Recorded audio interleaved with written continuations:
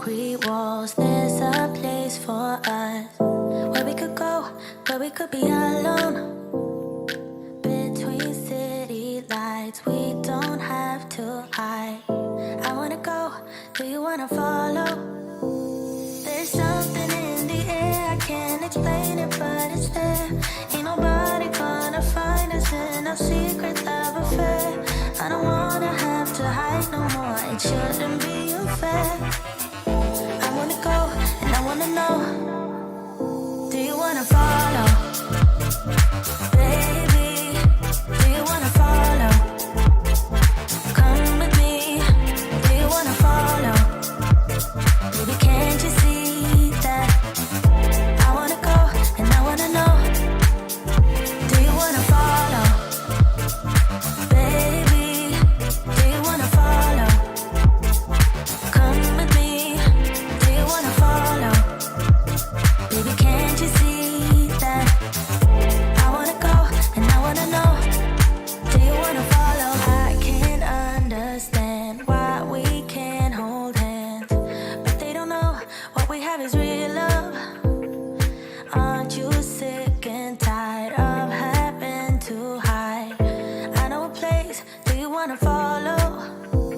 There's something in the air, I can't explain it, but it's there.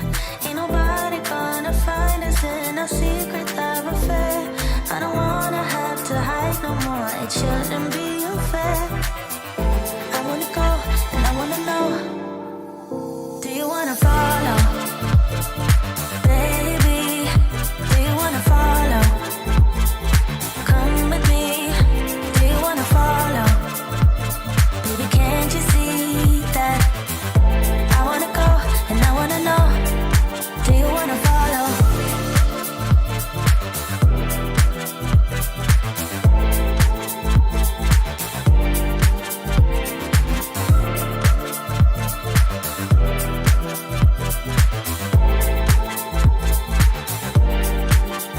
Do you wanna follow? Baby, do you wanna follow? Come with me, do you wanna follow?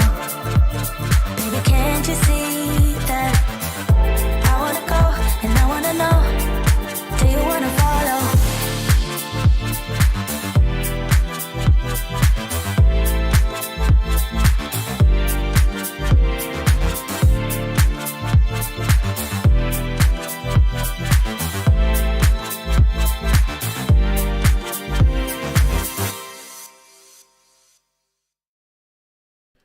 What's up, guys?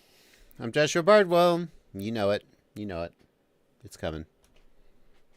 You're going to learn something today. How's it going, everybody? You going to learn something? Tommy Ziegers? Yeah, you're going to learn something, my friend. You're going to learn something. D4 FPV, that song was stuck in your head for a week. Good. It'll make you think of my streams. Oh, hello, George Fabre. Happy to have you here. Hello, Spyro79 from Switzerland. Where apparently flying drones is effectively illegal, but everybody does it anyway. So apparently we have nothing to fear here in the United States. Thomas Pride and everybody else out there saying hello from Australia, where it is tomorrow. How's the weather tomorrow? Apparently on fire. Congratulations, Australia, for being the first continent to be on fire. We've had country, we have cities on fire. That's like nobody even thinks twice. Countries on fire, probably a few. Australia, first continent to be on fire. No, but seriously, take it easy, Australia. Be safe. Do whatever. What do you do when your whole continent's on fire? Like if my house was on fire, I would leave my house. But if my whole country was on fire,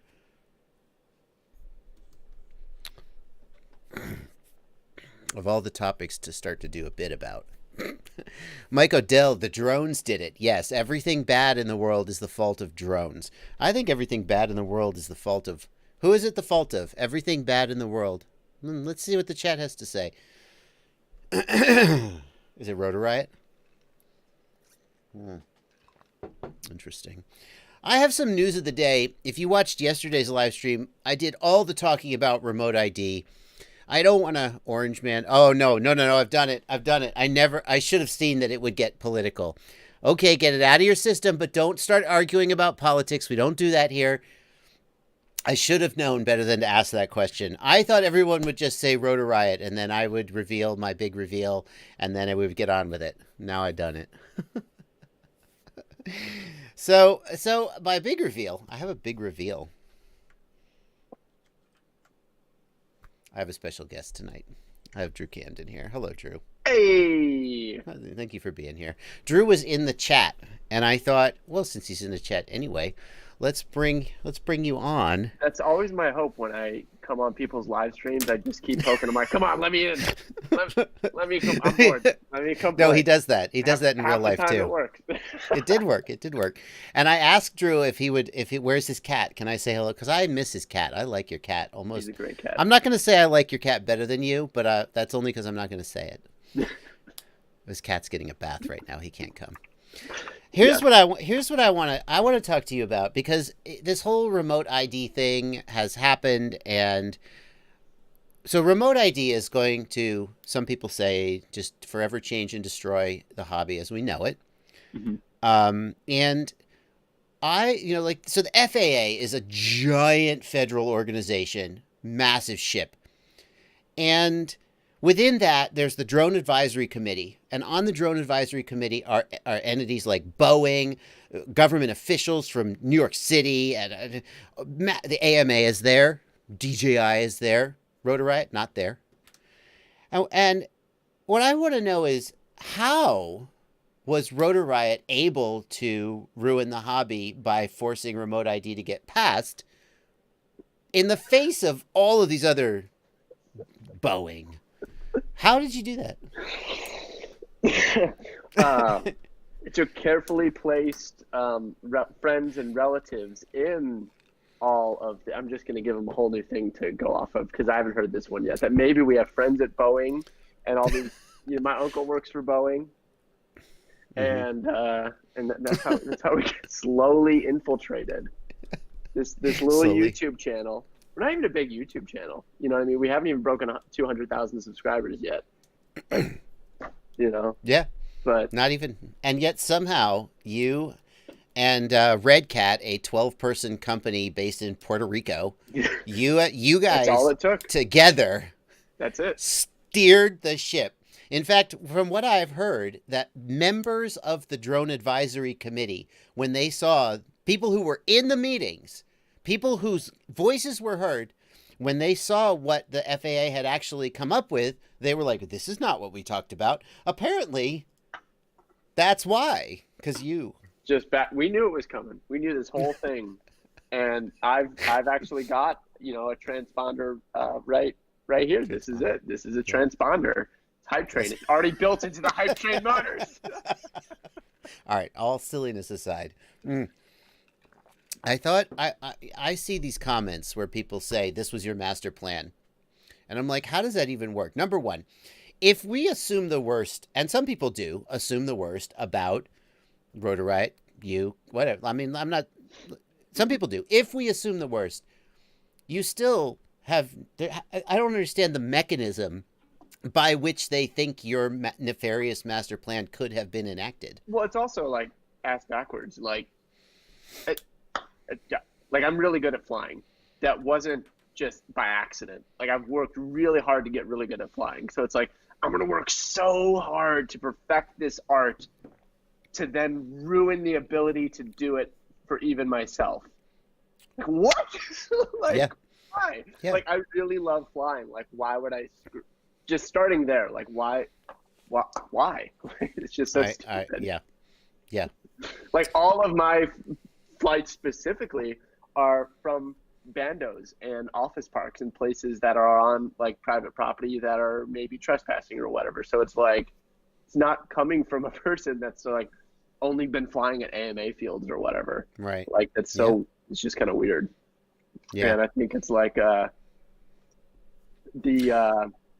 conspiracy theories are so well thought out that one of my resolutions for 2020 is to be half as organized as people think that we are. Because we're just a YouTube channel that just wants to What's up, guys?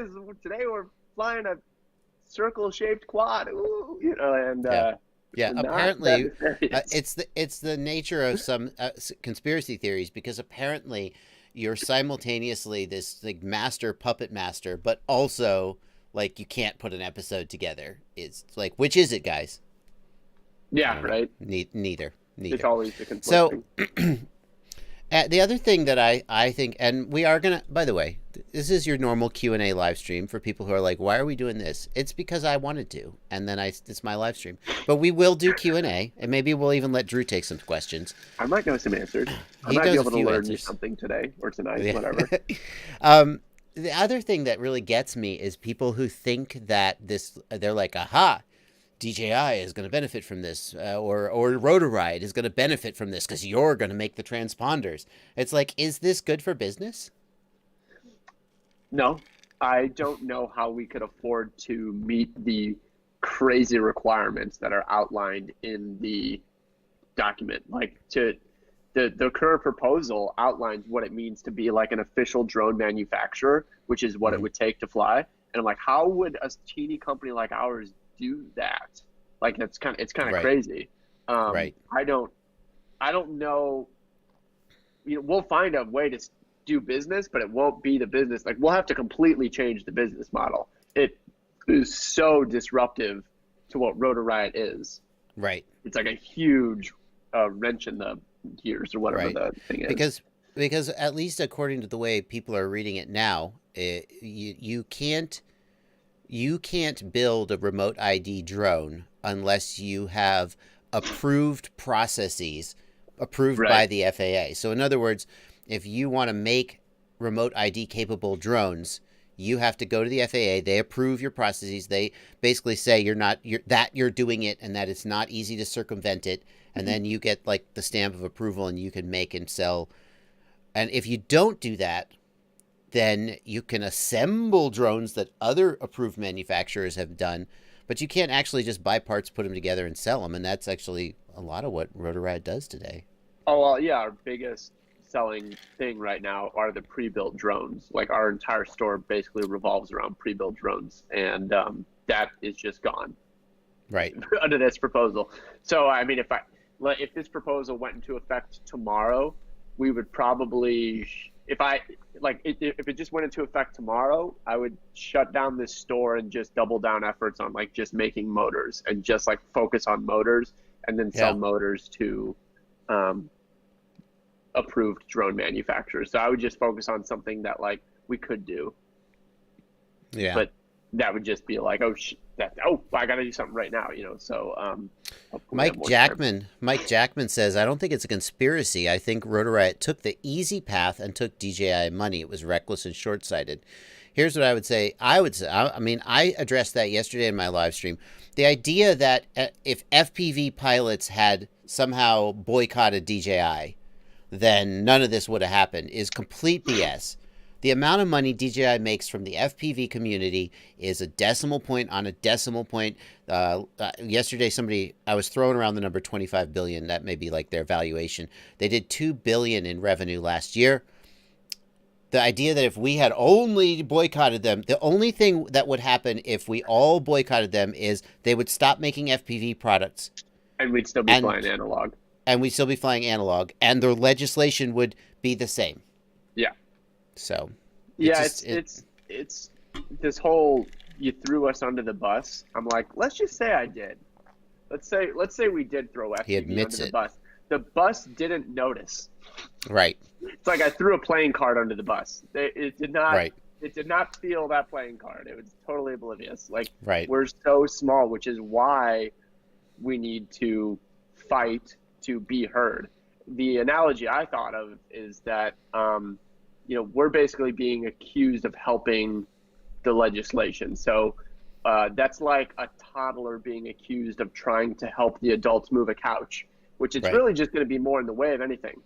Right. But if that toddler makes enough noise and poops its pants and does all sorts of things together, that toddler might stop the adults from moving the couch. So you're saying we all need to poop our pants together. We need to poop our pants together. Yeah. So I mean, as far as what you can do, I mean, the the go-to thing is right now is we're organizing comment recommendations. We're going to help you, write your best possible comments. So that's one thing. But we're also looking at stuff.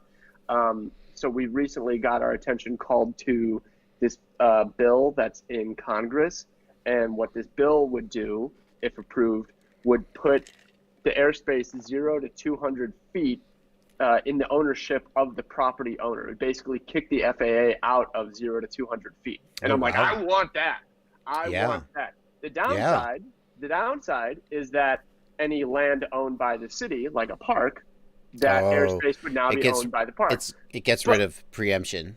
But it's like, so if a city right now wants to ban drones from a park, people could technically say, well, officer, you can't really tell me not to fly because you don't own the airspace, but they're still going to be like, whatever, here's a ticket anyway, leave me alone. Right. So you don't really lose anything. So you might lose the ability to fly in some parks, but that's not protected anyway. But what it basically guarantees you is the right to fly in your backyard and the right to fly at any office park or bando where you have the permission of the property owner. Or where they haven't maybe kicked you out yet. not permission, if that makes sense. So I'm a big fan of this bill. I just learned about it. And so something you might see us do is try to organize some effort to get this bill moving, because it was proposed back in October and it's kind of just like chilling. Like it's not been a priority. Yeah. Crap. I lost my train of thought. I was going to say something. I got it back. Sorry, I was so fascinated with what you were saying.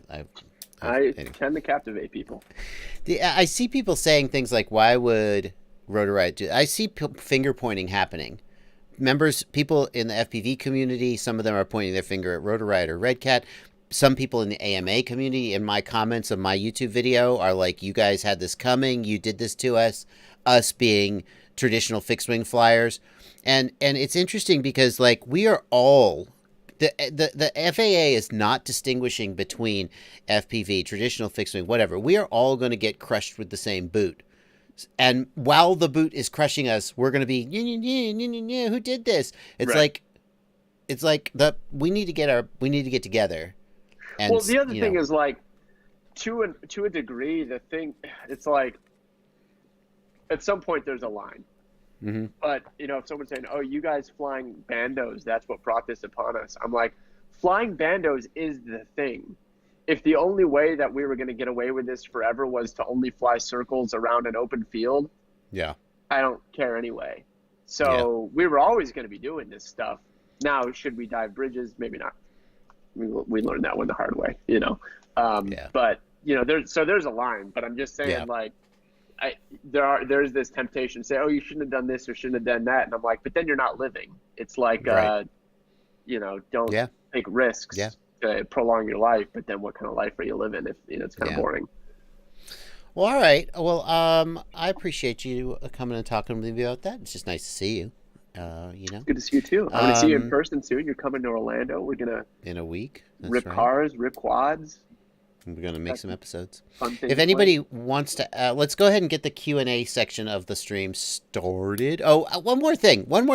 Yes, so people are saying TBS has been mentioned a couple times about, TBS saving. I guarantee you, if remote ID passes, TBS will be one of the first to put out a remote ID capable drone. Well, you'd be stupid not to. Exactly. Hell yeah. No, I mean, if it passes... So here's what I can say about like Red Cat. They have done no hardware development for remote ID, like zero. Mm-hmm. Mm-hmm. If this stuff passes, like they probably will. And then people will say, "Aha! We saw it coming." But oh well. But I think it's going to be hilarious. Red because Cat's behind the game though. There's already companies that have developed. Like you and I were on the phone with someone. Yes, I don't want to. Mm-hmm. They were saying, "Well, my company's already developed a remote ID," and I'm like, "Oh, so you're the bad guy." Because right now, here's the thing. Right now, remote ID is not yet the law of the land, and yet it has been in the works for literally years. It is this comment period. Do you remember net neutrality? They had a comment period about that too, and it passed. This is not a done deal, but it's kind of a done deal. So fight it. But if there are people out there who are saying, if this is a done deal, what are we going to do about it? And right now, those people are like, aha, you're part of the problem. No, they're just smart enough. But as soon as, they see which way the wind is blowing.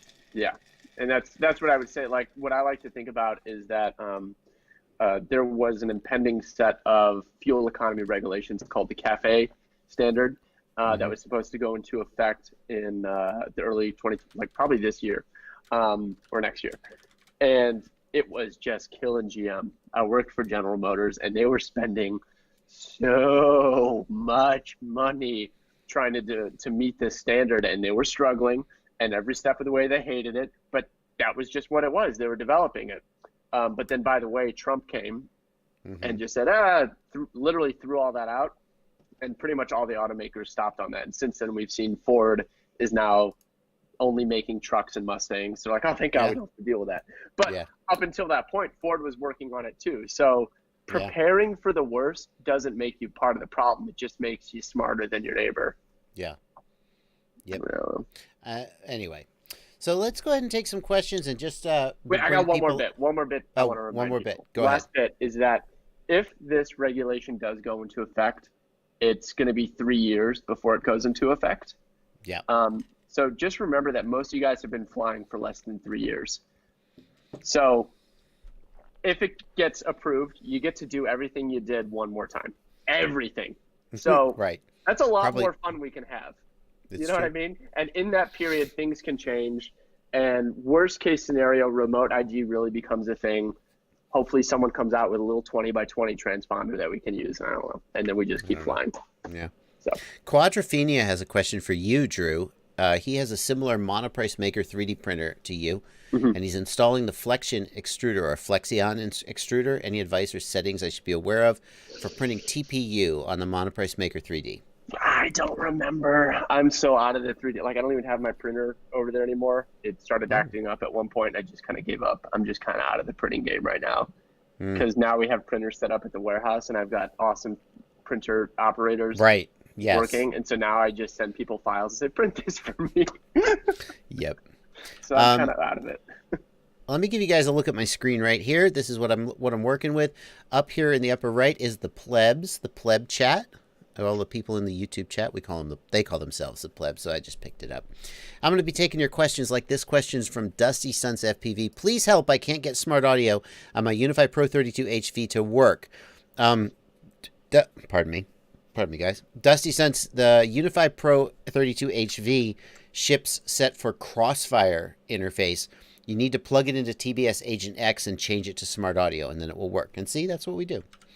Down here are the super chats. If you guys want to make sure I get to your question, or if you just want to contribute and support the channel, hit the $ right here underneath the chat. Throw a couple bucks at my face. And over here on the left are my beautiful patrons in my Discord server. And I can't remember what the guy's name was. He's saying, how about we set up, here we go. Iceman Jones wants to set up some viewers on Discord for some one-on-one questions. I already have a Discord server, Iceman, and you can join it by becoming a patron for as little as $2 a month or more if you feel like I earned it.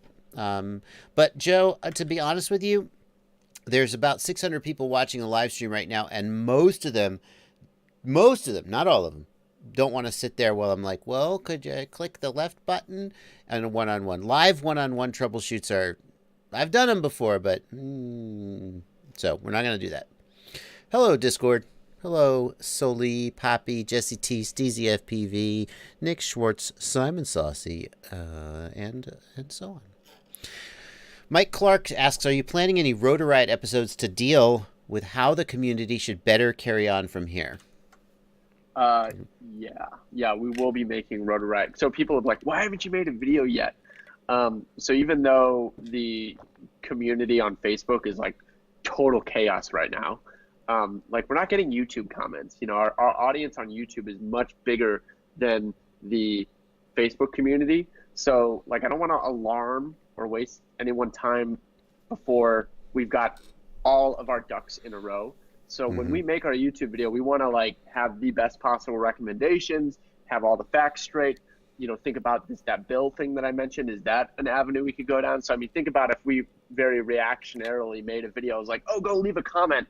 And then like a week later, we're like, oh, we found out about this bill. and then a week later we're like, wait, never mind, that bill doesn't. So we want to figure out everything we can, and then put out one video rather than bombarding, because like some of our audience, you know, they're not necessarily like embedded in the community like all y'all are. So we will be making content.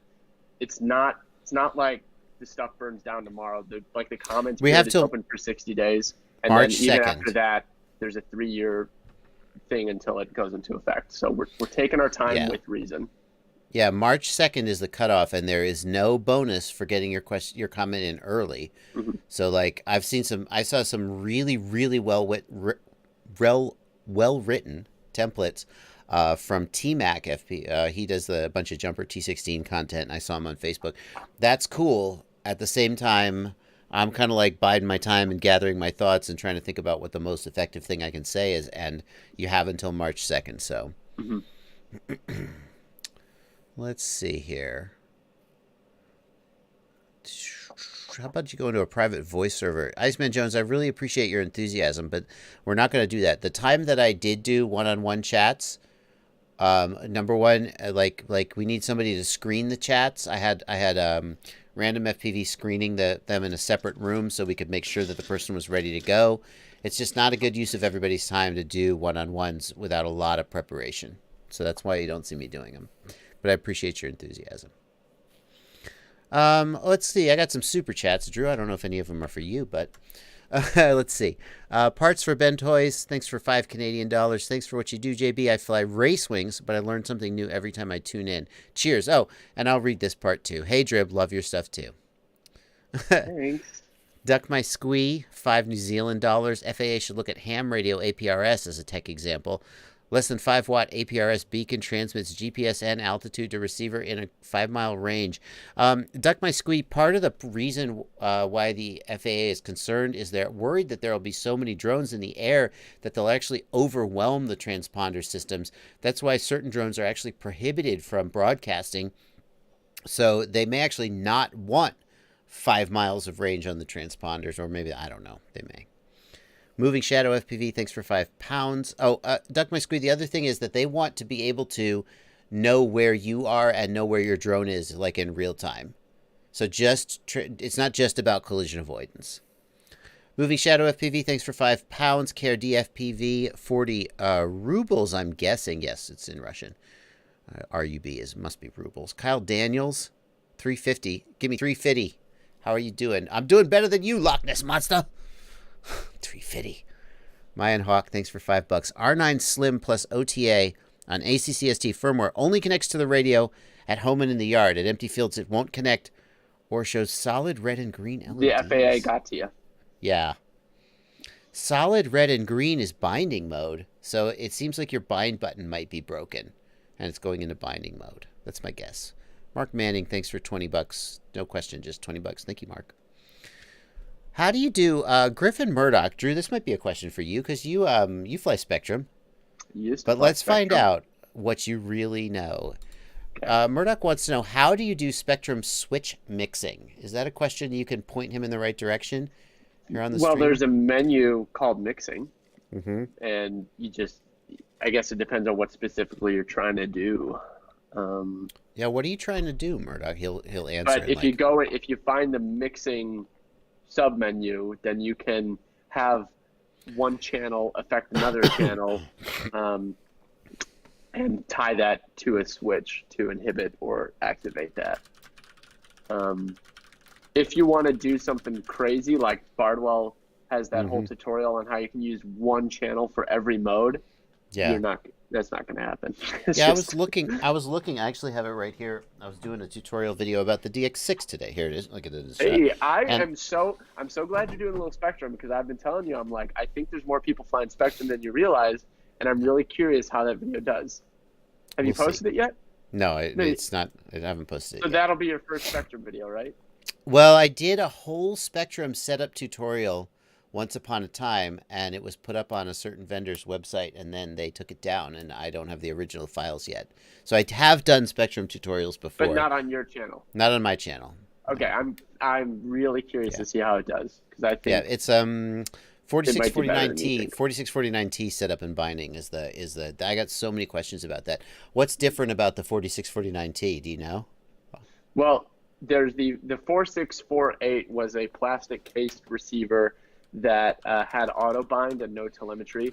The 4649 was slightly larger. It ran on 5 volts, which was nice. And it had telemetry, and that telemetry was nice because then you could get RSSI warning. You could put your battery voltage on your radio screen if you want. The biggest thing was being able to get the radio to go, your RSI is low. Now there's a new receiver, and shoot, I forget the name. I think it's like the It's the 4649T? No. That was there's a newer one than that. 4650. Is that it? This is the really micro one. Yeah. It's really small. It has telemetry. It has a bind button. It has improved range. It has a bind button? It has a bind button. No. Mm-hmm. Oh. Wow, it's I got to like update the my perfect spectrum receiver. And it's got supposedly improved range. People are saying it, outflies Crossfire and Futaba. Whatever. I don't.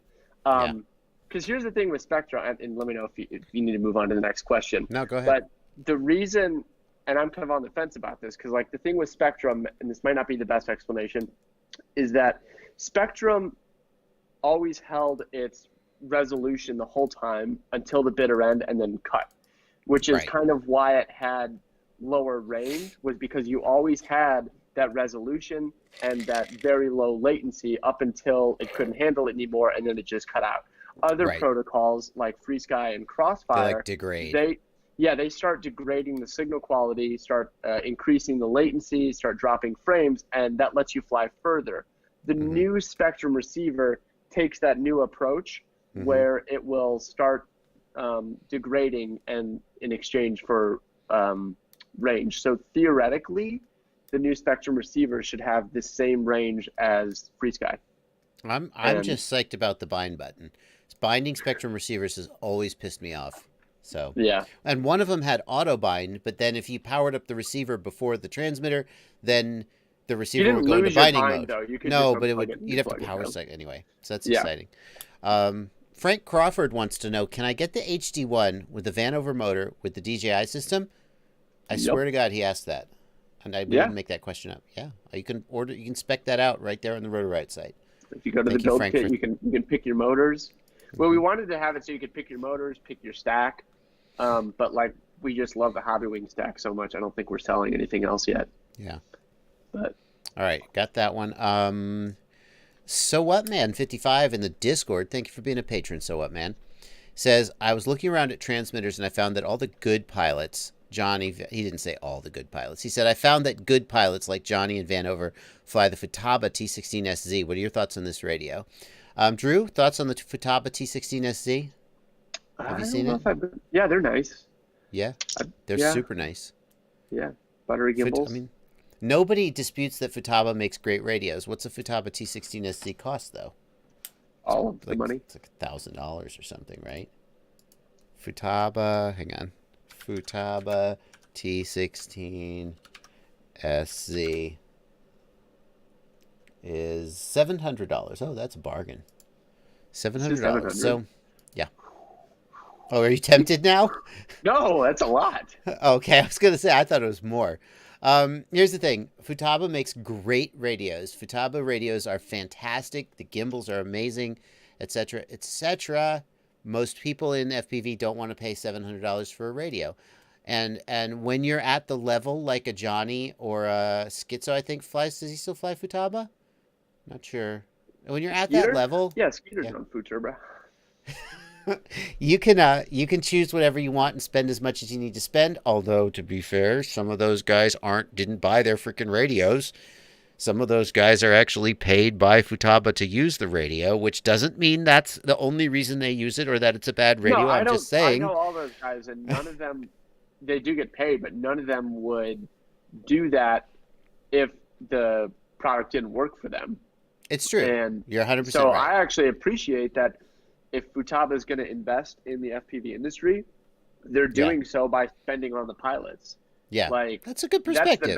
That's because I wanted to be an FPV pro pilot. I ended up kind of going a different path and taking on a company, but like that was the dream, was to make money by flying.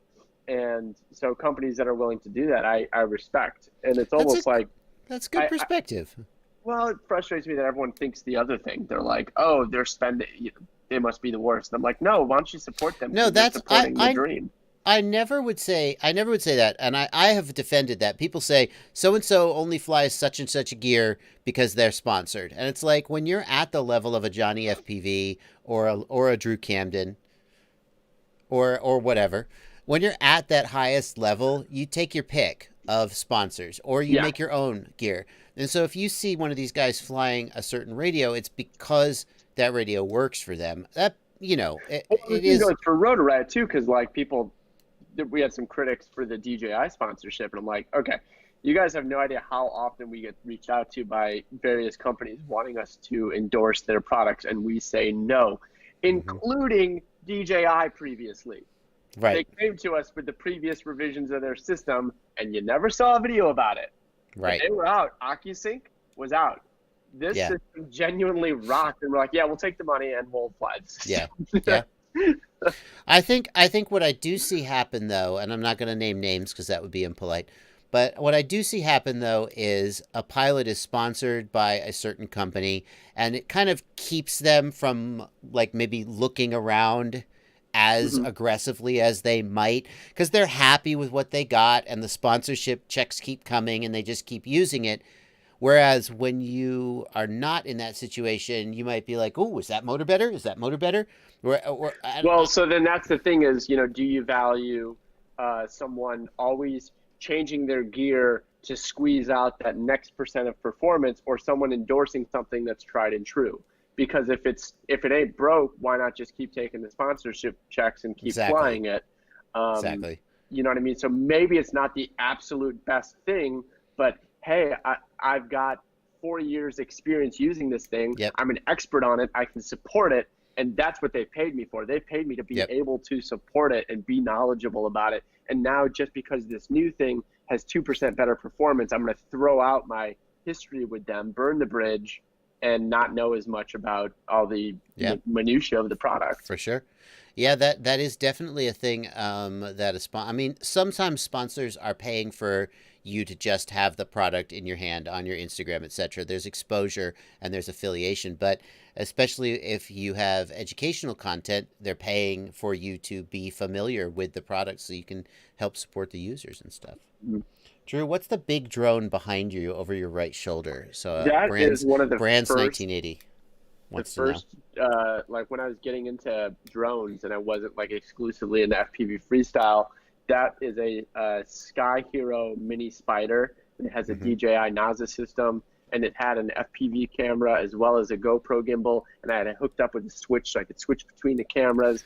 And I spent a lot of money to make something that flew worse than a Phantom. And once I realized that, I said, this is freaking stupid. I'm just going to buy a Phantom. It spent way more than a Phantom, and it was way worse.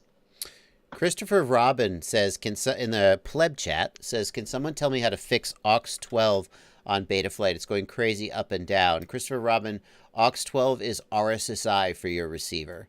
So what you want to do in Betaflight, in the receiver tab, set the RSSI aux channel to aux 12, and make sure that in the configuration tab, the RSSI ADC option is disabled. And then you will have RSSI in your OSD, and that will be wonderful. That'll be good. Am I still using the Jumper T16, Thomas Pride? Yes, the Jumper T16 is my daily driver. I haven't touched my Tyrannus in a while. In fact, here's the Jumper T16 right here on the desk.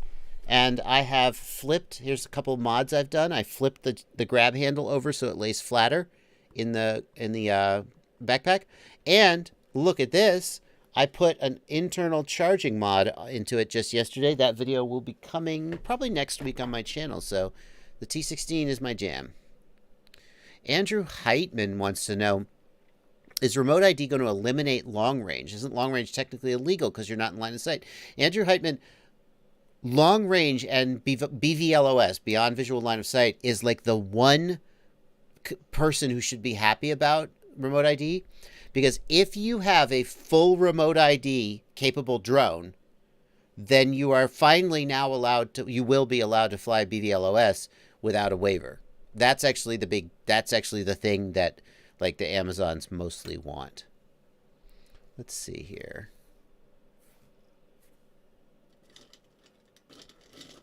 Yep.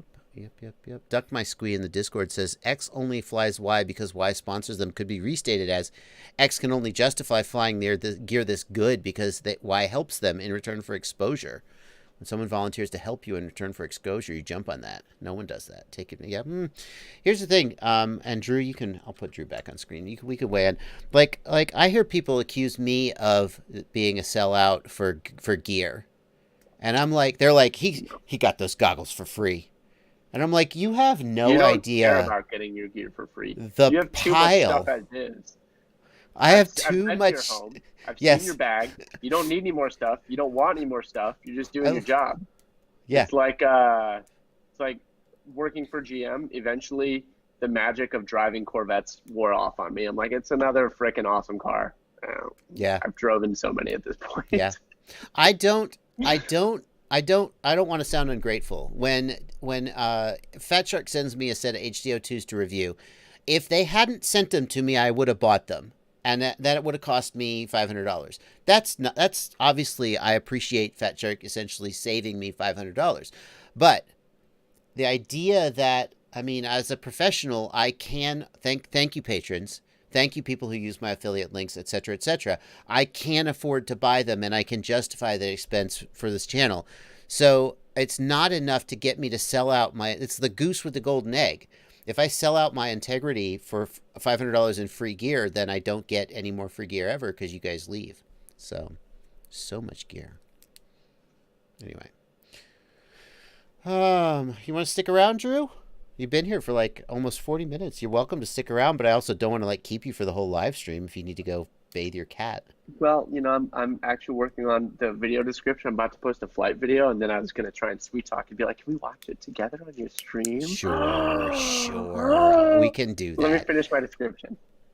Snuggles in the Discord wants to know, why is there not a consortium of RC industry companies or community organizations representing the hobbyists in the DAC and FAA? Why are so many groups pulling the coal under their marshmallow? I've never heard that phrase. Instead of working together, Snuggles, there are representatives of the hobbyist community on the DAC.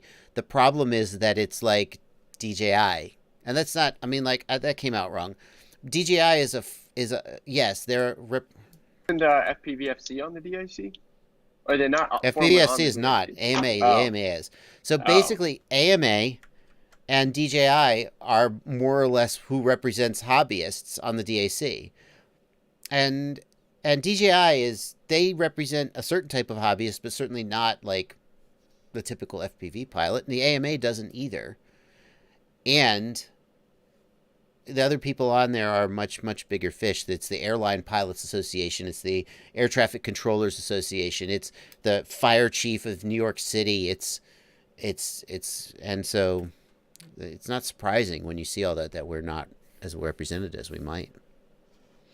Gus G, thank you for $5 in the super chat. DJI FPV transmitter isn't showing on Betaflight in the receiver tab. Have the X rotor F4 stack. Solder joints are good. TX does respond in the goggles. Gus G, potentially what's going on is there's an option SBus _baud _fast. DJI SBus is a high-speed SBus for lower latency, and if that option is not set in the flight controller, then SBus won't work. You can either go to the CLI and type set SBus _baud _fast equals on, or if it's on, you could try turning it off. Or in the DJI goggles, I think it's settings device, and you can turn it on and off. You have to do both. Well, they have to match, right? Yeah, they have to match. So right. If you change one, you have to change the other. Yeah, but so if it's not working, just change it to the other exactly. one. See if it fixes it. Yeah. Exactly. If it's not working, change one. And not, yeah. Swoop FPV, thanks for $5. Hey, Drew and Joshua. A question for Drew or Joshua is, when do you know when you're ready to head to your first bando? Good question. Drew, I'll let you take that because you're the bando guy here, not me. I don't know. Just go. I didn't wait to get to a certain level. Like, I think I just started going I did like the worst. I just started going to bandos in Detroit by myself and posting videos, and they were bad videos, but whatever. But that's how I met vortex because he was like, bro, who are you going to these bandos with? I've always wanted to fly them. I'm like, I'm just going alone. He's like, well, why don't we go together? And then we got to be friends. And the world's most famous bromance began. But yeah, just go. I mean, you're going to smash. Okay, let me put it this way. You're ready to go when you're first bando, when you're ready to spend money. Because Right. you're going to break stuff. You're going to break stuff. Don't go until you're ready to walk away being like, yeah, I blew $150 today because I smashed a motor, broke an arm, and cracked a GoPro. And so now I got to, pay the Best Buy fee and buy a new motor and blah, blah, blah. So just like go ready to, you pay to play. Yeah. Bandos are, I mean, like, it doesn't matter how good you are. You will leave with all your stuff smashed. It's just a question of how much. When I started flying, I had like a well-paying job, and I was like, FPV is what I'm going to spend my money on. And I stopped modifying my car as much, and I started putting my fun money to FPV. So I'd go and break all my quads and fix them every day, and I just didn't care. And I was just like, let's just keep going. I want to be good. I want to be. You say that, but people ask, like, what's the secret to getting good? And people say stick time, and that's true. But with the other secret to getting good is pushing boundaries. And when you push boundaries, you break things. I'm going to point to Corey Cricket. When I first saw Cricket fly, I don't know how long ago. It was maybe a couple years ago. He would show up with 7 quads. And I'm going to be honest. I was like, oh, this guy's, he's okay. He's not great. And then I saw, like 9 months later, he came to a Rotor Riot trip. And I was like, when did he get so good? Yep. He got so good by just repeatedly pushing himself, smashing stuff, and buying new stuff. It's sad to say, but money is how you get good. Well, I thought about our California trip, and we ended up making that video about like Corey's 7 quads. And the conspiracists thought it was some shill thing. I'm like, no, we made that video because Corey showed up with 7 different quads because that's where he was at in trying to push himself. Because he left California with none of them. None of them were working. Smashed them all. Maybe one. So when you go to the bando, you will smash your things, commit to it, and then it's just a question of how good your footage is that you bring home. So Gus G says, Bardwell, I already did that. I already tried the S-Bus baud fast. Okay, so Gus, listen. If S-Bus baud fast isn't the thing that's doing it, then it's your UART, it's your wiring. Are you using the right? They're like, I don't know, what is it? The yellow wire, Drew? That's the S-Bus wire out of the yellow unit? Wire's the So what's his problem? So yellow wire goes to UART RX pad. But it has to be. I think it has to be the inverted pad. So the yellow wire has to go to the S-Bus that's pad. a good. Oh wow, I am off my game, Drew. Thank you, Gus G. You're using the X-Rotor F4 stack. It's an F4 flight controller, so it doesn't have inversion, and that means it has to go to the S-Bus pad, not to a UART RX pad. Thank you, Drew. Yeah, I'm off my game. It has to go to the S-Bus pad, and then there's the brown wire next to the yellow wire, and that's the signal ground. Yeah. I believe you don't need it, but I've never tried without it, and so I'd recommend making sure that that's hooked up.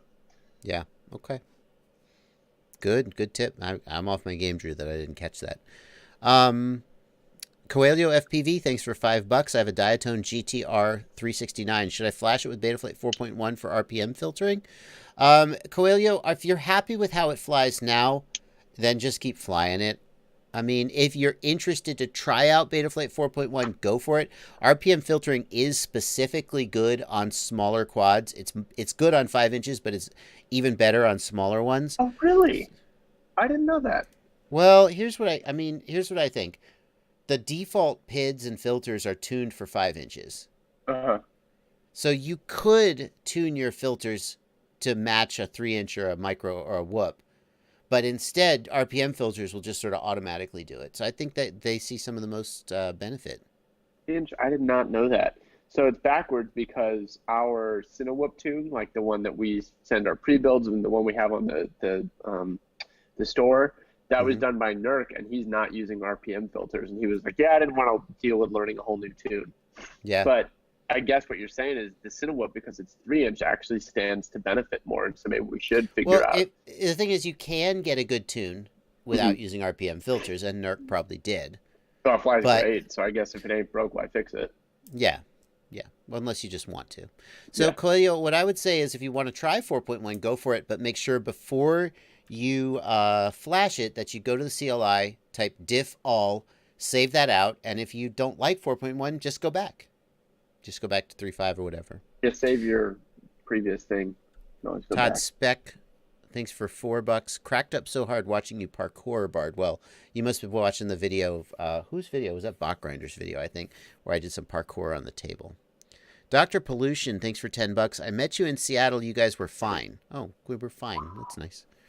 Drew, I let you see my face and you never called. Joshua, can you please make a power slide video with with love?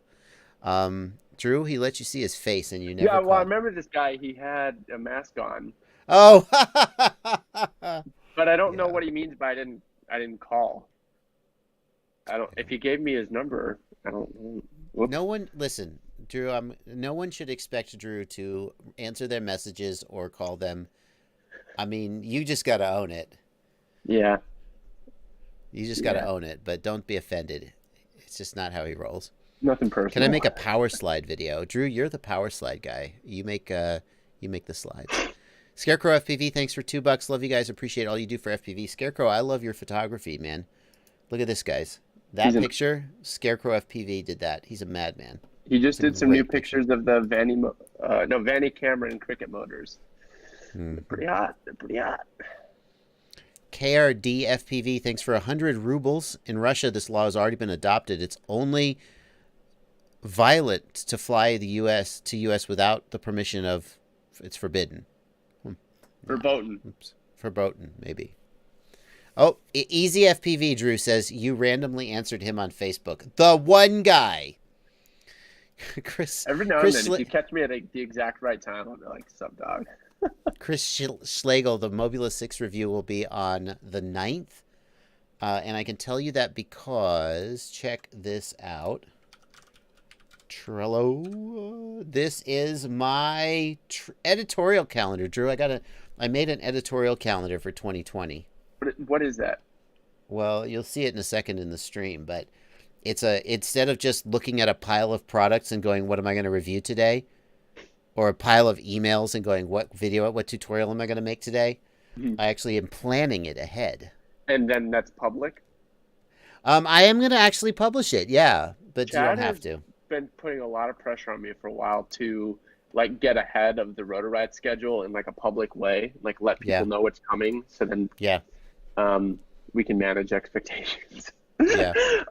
The problem is I just can't get 7 kids coordinated well enough to know that. Yeah. I mean, I only have to plan my own schedule, thankfully. Yeah. iDrone PR says, hey guys, I'm going to buy my son a Whoop. What's the best 2S brushless Whoop in the market right now? iDrone, you're going to get a lot of different arguments there. Personally, if you're sold on 2S, then I would recommend the Emax Tiny Hawk. Even the regular Tiny Hawk, well, the regular Tiny Hawk's 1S. The Tiny Hawk S is 2S. Now, the Tiny Hawk isn't great on 2. I mean, it's okay, but they kind of shoehorn 2S into it. And the PIDs and stuff are weird. I guess the Tiny Hawk 2 is... No, I changed my mind. I don't think you should get a 2S as your son's first quad. Get him a 1S. Why you want a 2S? That's what I would say. 2S brushless. Don't worry about it too much. He'll break it and he'll get another one. Mobula 7. Eachine trash can. I guess that's where I would go. But I think you're going to do a lot better on something like the Mobula 6 on 1S. With the 19,000 kV motors. Mobula 7. UAV Tech also says Mobula 7. If anyone would know, he would. I guess we're going to say Mobula 7 or the trash can. I think the camera's better on the trash can. So Acroby brushless is good, but it's $140, and I don't know if somebody wants that for their first quad. It's good, but $140 is expensive. Prop washed. Ha ha ha. Nick Schwartz. Oh, wrong window. Nick Schwartz, prop wash, you guys. Here's prop wash for you guys. Drew, you'll see the joke in a minute. Josh K. This is a good question. Josh K. says, Bardwell, I just watched the Albert Kim RPM filter video. Are his CLI commands that he's doing necessary? So if you guys watch Albert Kim's, and I commented on this in my last live stream, and I might have to change my mind. So in Albert Kim's RPM filter setup video, he gives you 2 CLI commands, D-shot, burst, and schedule or optimize. And he says you need to set them a certain way. Those commands are supposed to be set automatically in Betaflight. And I have never had to turn them on. UAV Tech is agreeing with me that you do not have to do that. However, I've never even heard of those commands. What are they? well, back before RPM filtering was officially released, it only worked on certain flight controllers, and you had to put a whole bunch of CLI commands in to get it working. Yeah, I didn't mess with it. But then they came up with this thing called bit-banged bidirectional D-shot, where instead of doing it through hardware, they do it through software. And it works on every flight controller, and you don't need to do any of this BS anymore. However, somebody said, I could not get bidirectional D-shot working on my Whoop, and then I did the commands that Albert Kim says to do, and it worked. Now, this is just one anecdotal report, who knows? But I would say if you're trying to get bidirectional D-shot working on your quad, and it's really going to be like the Crazy Bee and the tiny flight controllers, where this seems like it's most relevant. If you're trying to get it working, it's not working, maybe the commands Albert Kim is giving need to be done. I have a question. Yeah. What is the difference, like, bidirectional D-shot versus traditional ESC telemetry? What exactly is the difference? Why, if I've already got them talking to each other, do I still need a telemetry wire to get current readings? And I'm gonna answer that question, but before I do that, Snoopy RC has a more important question, which is, what flavor White Claw are you drinking, Drew? black cherry, baby. That's what I went as for Halloween too. So Drew, you're right that RPM information is in ESC telemetry, but the issue is that it's too slow. The update so rate, the ESC telemetry had RPM information, but it was too slow, so bidirectional was faster? Yes. Okay. So the way bidirectional works, obviously I'm not a developer, but essentially with bidirectional, the flight controller sends a D-shot packet to update the motor speed. The ESC sends a packet back to give the RPM. And it is literally the exact same update rate and the minimum possible latency. But does that mean so that bidirectional only sends the RPM to Correct. keep the speed quick? And then and then it keeps the things that don't need as fast of a speed, like temperature and stuff, on the other wire? Yes. I mean, I think that too. Why didn't you also just go ahead, stick the current in there and get rid of the ESC telemetry wire? Right. I assume they also thought of that and decided not to do it for speed reasons. Gotcha. So if you want the current sense and if you want the temperature, then you have to. And a lot of ESCs are moving current sensing into the analog wire. So ESC telemetry is basically sometimes just carrying temperature. It's kind of useless. Wait, analog wire? The analog. So in ESC, you got analog current sense and you got ESC telemetry current sense, right? Sorry, you dropped out there. For a 4-in-1? Yeah. Oh, yeah, I'm still thinking about it. Yeah, I see. By the way, I'm going back to individual. Why are you doing that? I think it's smoother. I think, especially with the DJI thing, I think the DJI thing makes a little bit of noise. And a 4-in-1, you're taking 4 noisemakers and putting them on one board, and so you got 4 noisemakers and one other noisemaker. It's just a lot. You're going back to individuals. I'm doing PDB, separate FC. You're killing me. It just flies so much better. What are you talking about? Board. It doesn't fly better. No, it doesn't. Okay. Are you for real? I really think it flies better. I mean, I have mentioned before that you get surprisingly smooth jello-free flight out of beat-up motors. Maybe this is the secret. I mean, I think I could get away with more before. I do think the DJI system puts out a little bit more noise, but the video is worth it. So yeah. But I was always using individual ESCs, so that's it too. I only switched to 4-in-1s. That's why your frame has these gigantic Haas thick arms. It hurts me because I want individual ESCs. Simon Saucy in the Discord wants to know, please stop doing that. Should we, for his Shendrone Squirt, should I get rid of RPM filtering and use the tune in the Rotor Riot store? Or should he use RPM filtering? I mean, watch any of the videos that we've posted to the Rotor Riot channel. And then if you use that exact tune, you can expect that level of performance. And then if you think it's not performing as well, then you know it's that you need to work on your sticks, right? Because Chad was sending me a video. He's like, how come my squirt doesn't fly as well? I'm using the exact setup in the tune. I was like, because you don't fly as good. Well, I don't know what else to say. But then he's like, so then Drew's you need to come up. straight But then his savage. answer was, you need to come up with a more beginner-friendly tune. And I'm like, well, maybe. Maybe. Sanjita Sanjeev says, is the FlySky i6 an okay controller? Sanjita, the FlySky i6, is that, which one? Hang on, let me just refresh my memory that I'm talking about the right one. The FlySky i6. By the way, the chat is telling me your video's up, Drew. I'm glad to know that some of them are on that notification squad. So, Sanjita, the FlySky i6 is a perfectly usable transmitter, and it's cheap. And Sanjita, I'm going to make an assumption about where you might live based on your name, and it's possible that if there's a really poor exchange rate to some countries, that maybe this is the only thing you can afford. This will get you in the air, and people fly with it, and it's okay. But if you can't afford a better one, you should. So even going up to something like the QX7, which is closer to the $90 range, so it's twice as expensive or more, but it's a way, way better radio. The QX7 could be the only radio you use for the rest of your life, but the FlySky i6 you will outgrow. The gimbals are really sloppy, so you can use it, but I wouldn't recommend it. So let's see here. What do we got here? Oh, Drew's gone. Thoughts on the Jumper T12 Pro? The Jumper T12, to me, it's a little small for my hands. It's a great radio, but it's a little small for my hands. If you have small hands, maybe that's a good thing for you.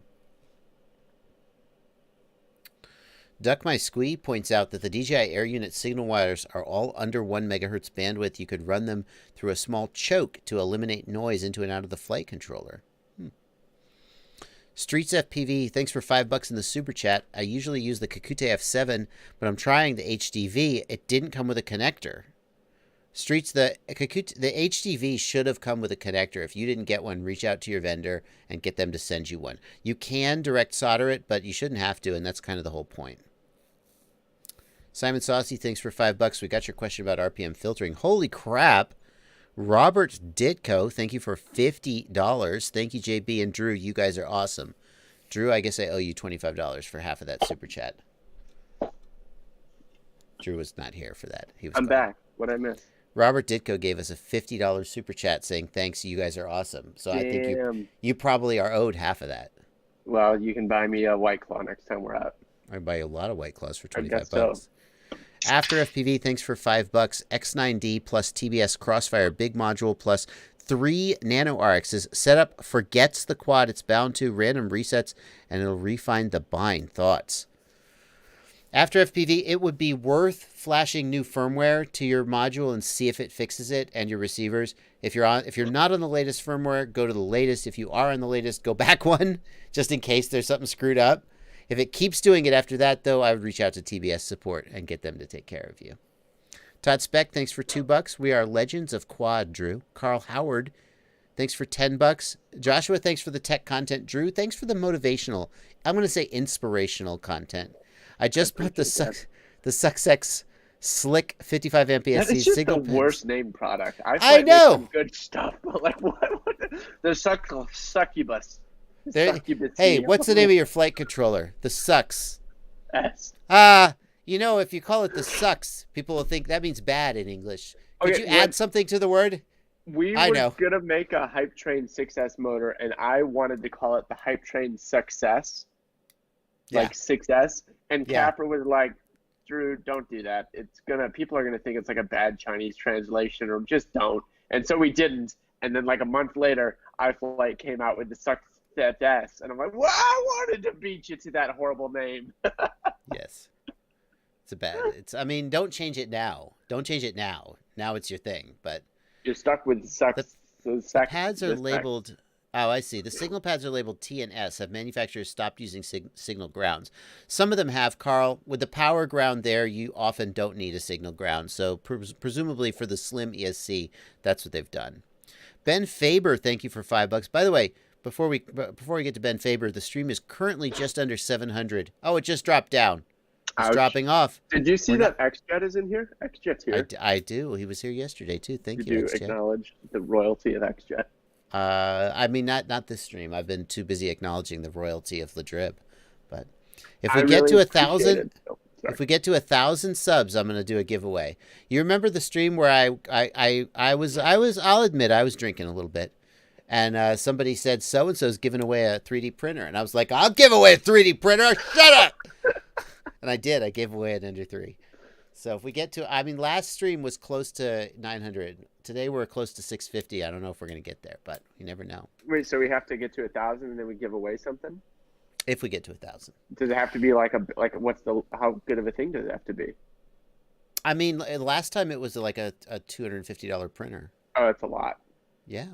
Okay, well, man. whatever you're going to give away at 1,000, I will add in a Rotor Riot lanyard, a Rotor Riot battery pad, the new Rotor Riot battery straps, and a T-shirt. So just like a little swag pack on top That's of. nice. It's not that That's much. nice. It's not a 3D printer, but on We're not top going of to get whatever. there. It doesn't matter because we're not going to get there. We could get there. Come on, tell your friends, tell your wives, tell your kids. Since XJet is in the house, I think I should let you guys know he's got a thing going on where if you don't, I confess, I didn't watch the video. I didn't get over there. People have told me about it, but I haven't had time to watch it. Sorry, Bruce. What, his But he's video doing about why don't comment yet? He's got a video. People are telling me I gave Bruce my proxy. And I think what that means is I watched this video. I gave Bruce my proxy. So he makes a video and it explains very eloquently about why you shouldn't rush to comment and on the FAA proposal and all the ways that they're going to filter out the comments so to summarize, if you in your comment reference something that isn't true, like if you say something that was part of an earlier revision or whatever, they'll throw it out and be like, nope, you don't know what you're talking about.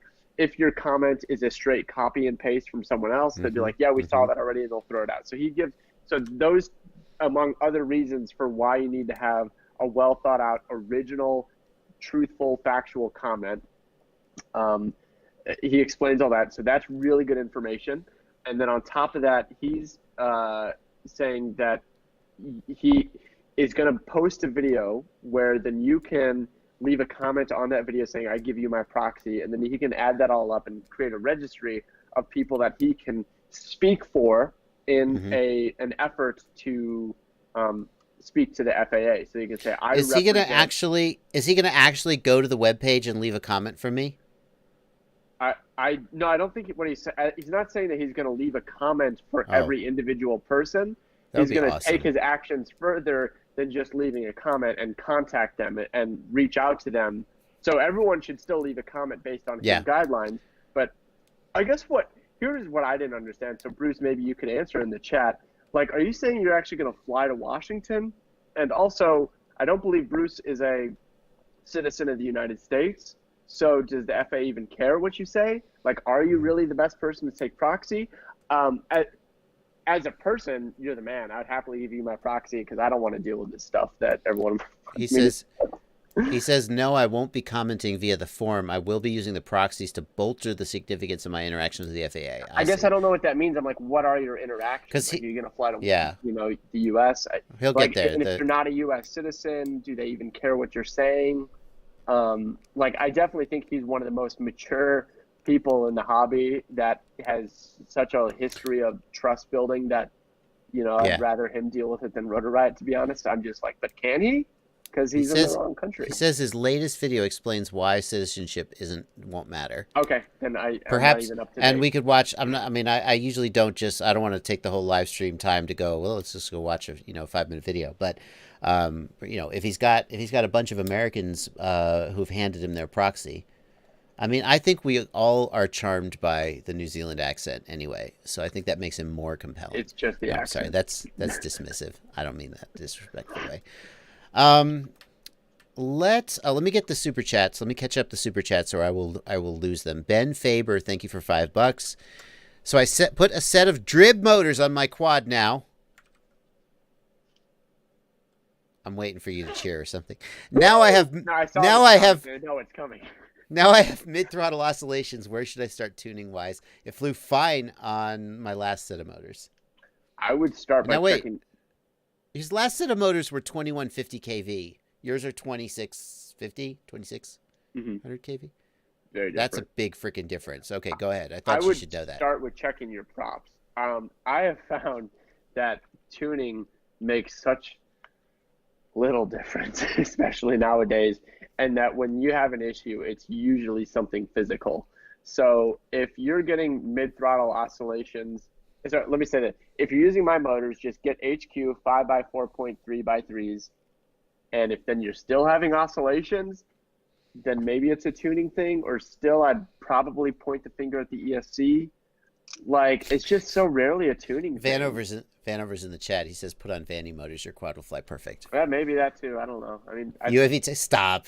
UAV Tech says get different props. He agrees with you. I would take Mark Spatz's advice over Vanover's advice. Sorry. Or just keep ramping up the filtering, I guess. Just keep dragging the filters some more. But like, I don't have to. The other thing about mid-throttle oscillation is if you want to try changing your BL Heli 32 motor PWM frequency, set that to 48K and then work it down like 48, 44, 40, 36. Find a PWM frequency value that helps it out. So the lower number should be more resilient to. No, I would just set it to 48 and don't think about it. The thing, it's kind of like an aliasing thing. So some frequencies will be bad and some will be better, and it's not always high. Higher is often better, but not always. So sometimes you'll be bad at 48K, but then you'll be okay at 24K. Who knows? Do not turn DMAG off. Don't do that. Yeah. People. That's Captain Vanover. He's like, turn DMAG off. I'm like, no. Okay, since Drew has graciously joined us on the stream, we're gonna go ahead and watch his. Oh video. no, I used a copywritten song. If you play it on your stream, it might cause you problems. So.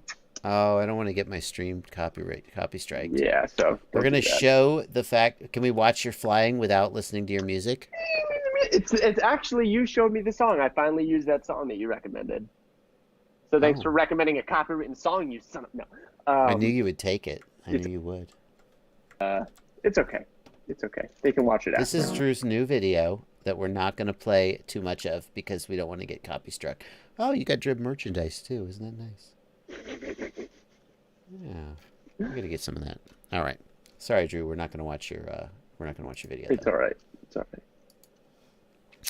All right. How's it going there? What are the regulations? What are the regulations you need to fly in cities? Should I just go and fly everything and not care? So what, man? Let's spin this question a different way, Drew, because you've had some interactions with the FAA, and what are the rules? Are there federal rules about flying in cities? No, there's nothing explicitly on flying in city. It's about flying in populated areas, which I guess is a city. Just don't fly over people and check AirMap. So if you want to fly in a city, get an app like AirMap and see what the airspace is and see if you can get permission to fly there using AirMap. You might need to have a 107 to get certain classifications of airspace.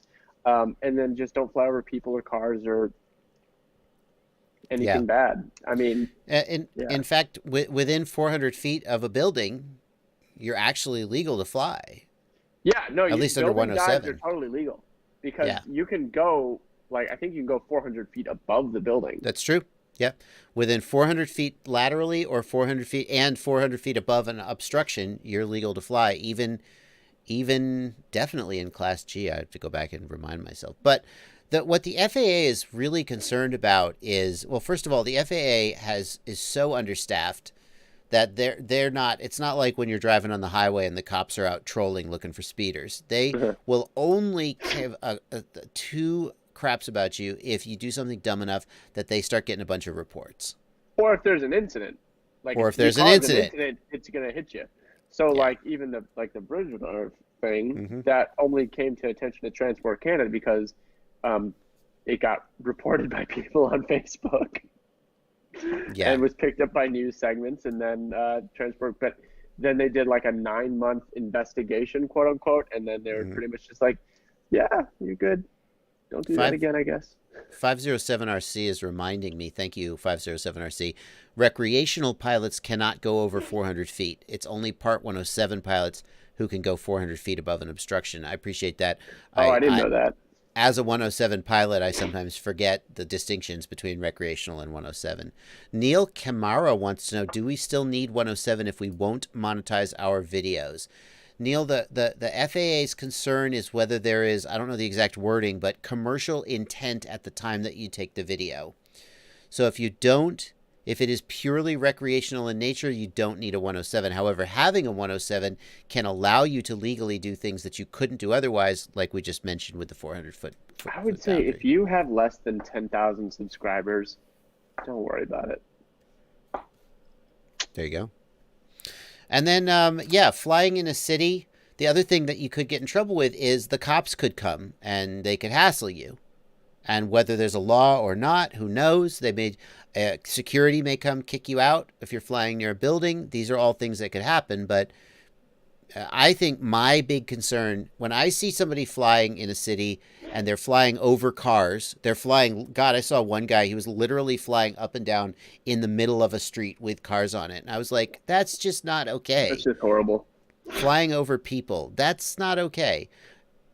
So you do an assessment of, if my quad disarmed right now, where would it end up? And if that doesn't end up hitting a person or a car or causing an accident, you're like, yeah, let's go for it. It'd just be nice if you get kicked out. I've had cops and security show up and say, hey, you can't be here, and just be like, okay, and leave. And you'll be okay. You say that, but last time we got kicked out of somewhere, you were pretty salty. Which one? In Seattle? Mm-hmm. Mm-hmm. Kinda. We were a little salty. We did. We didn't leave fast enough. Yeah, but he did. All right. Yeah. All right. We didn't. It was my fault. I mean, we didn't leave fast enough. No one was leaving quickly. It's true. We didn't leave at all because you didn't say leave. You just said don't fly over there. Okay, but here's the thing. I know it was implied. We knew. When we were in Seattle, there was a spot we were flying, and the security came and said, "Just you're fine to fly out on the road. Just don't cross the fence." And then he left, and I said, we really ought to go right now, but we didn't, and I didn't either. And then about 10 minutes later, the cops showed up, and we're like, which one of you guys went across the fence? Because one of us had already gone across the fence to retrieve a downed quad at the time that the guy came. Yeah. So he was like, you're fine, just don't cross the fence. And I don't know what. Then he went and called the cops. Said, okay, we won't cross the fence again. But we already had. Okay. Then he left. We should have left. We didn't. Then the cops showed up, and we're like, hey, we got a call. And we're like, oh, yeah, security already talked to us. They said don't cross the fence anymore. And after they talked to us, we stopped crossing the fence. And the cop was like, okay, yeah, you're all good. And as they were walking away, the security guard came back. He said, officer, yes, I'm the one that called you. And I was like, hey, man, you talked to us. We've been good. And he was like, officer, I'd like to press charges. And I was like, hey, man, what? It all went okay. Fine at the end of the day, but he almost had words. Yeah. All right. Let's see here. What do we got here? I'm looking for questions now. This is when to leave your question, except there's so much delay in the live stream that cut them out, because I've seen so many questions scroll by. I'm like, do you get to everyone? No. Or do you say I at get some to all point, this? That's what the super chats are for. Okay. Basically, if I see a question I want to get, then I freeze the super chat, or I freeze the chat on my screen. But otherwise, I just wait for a pause and I look for the next interesting question that I see. But you get all the paid questions. I always get almost always get. I gotta the, get the super stream, chats. man. You gotta figure it out.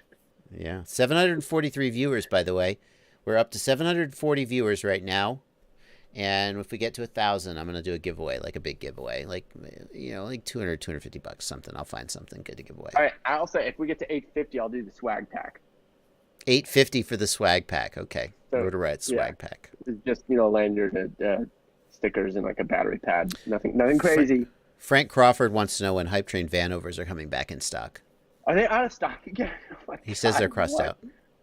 What? Oh well, they're selling, man. What can I say? Are Drib motors in stock right now? Probably not. Shit. The Barber wants to know, what are your thoughts on Radio Link radios? Hanover motors are in stock right now. Okay. Sorry. Radio Link radios are pretty solid hardware. It's actually pretty good receivers. But since they don't run OpenTX, I don't put a lot of thoughts into them because I really like OpenTX. But if you like Radio Link, the problem with Radio Link is they're just not as popular as something like a Tyrannus or a T16.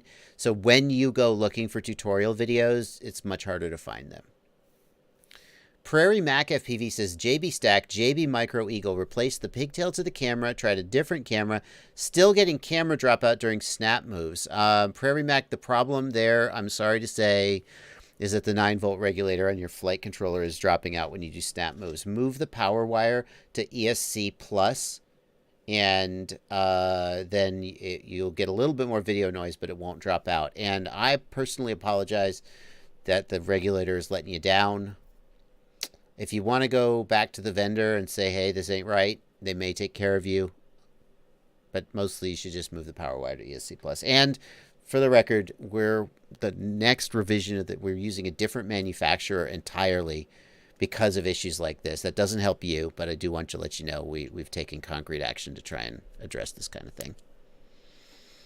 Damn it, Drew! Don't make any flight controllers. Don't make a flight controller. We man. did. You have a had frame. enough problems with it, and now we just don't make a flight controller anymore. It was so much trouble. Yeah, it's a pain in the ass. We did that once. My next flight controller is going to be hot, though. It's going to be hot. It's coming. Low Tech FPV Wannabe says, what are the perks for patron subscribers? Low Tech, I have always said that I want you to be a patron because one day you wake up and you say to yourself, geez, this Bardwell guy has taught me so much. What can I do? I just want to give something back. And when you feel that way, become a patron. But if you feel like, I might become a patron, but what's in it for me? Just, that's cool. Just keep watching videos. I would, I'd love to have you as a viewer. The only exclusive perk for patrons is access to my Discord server.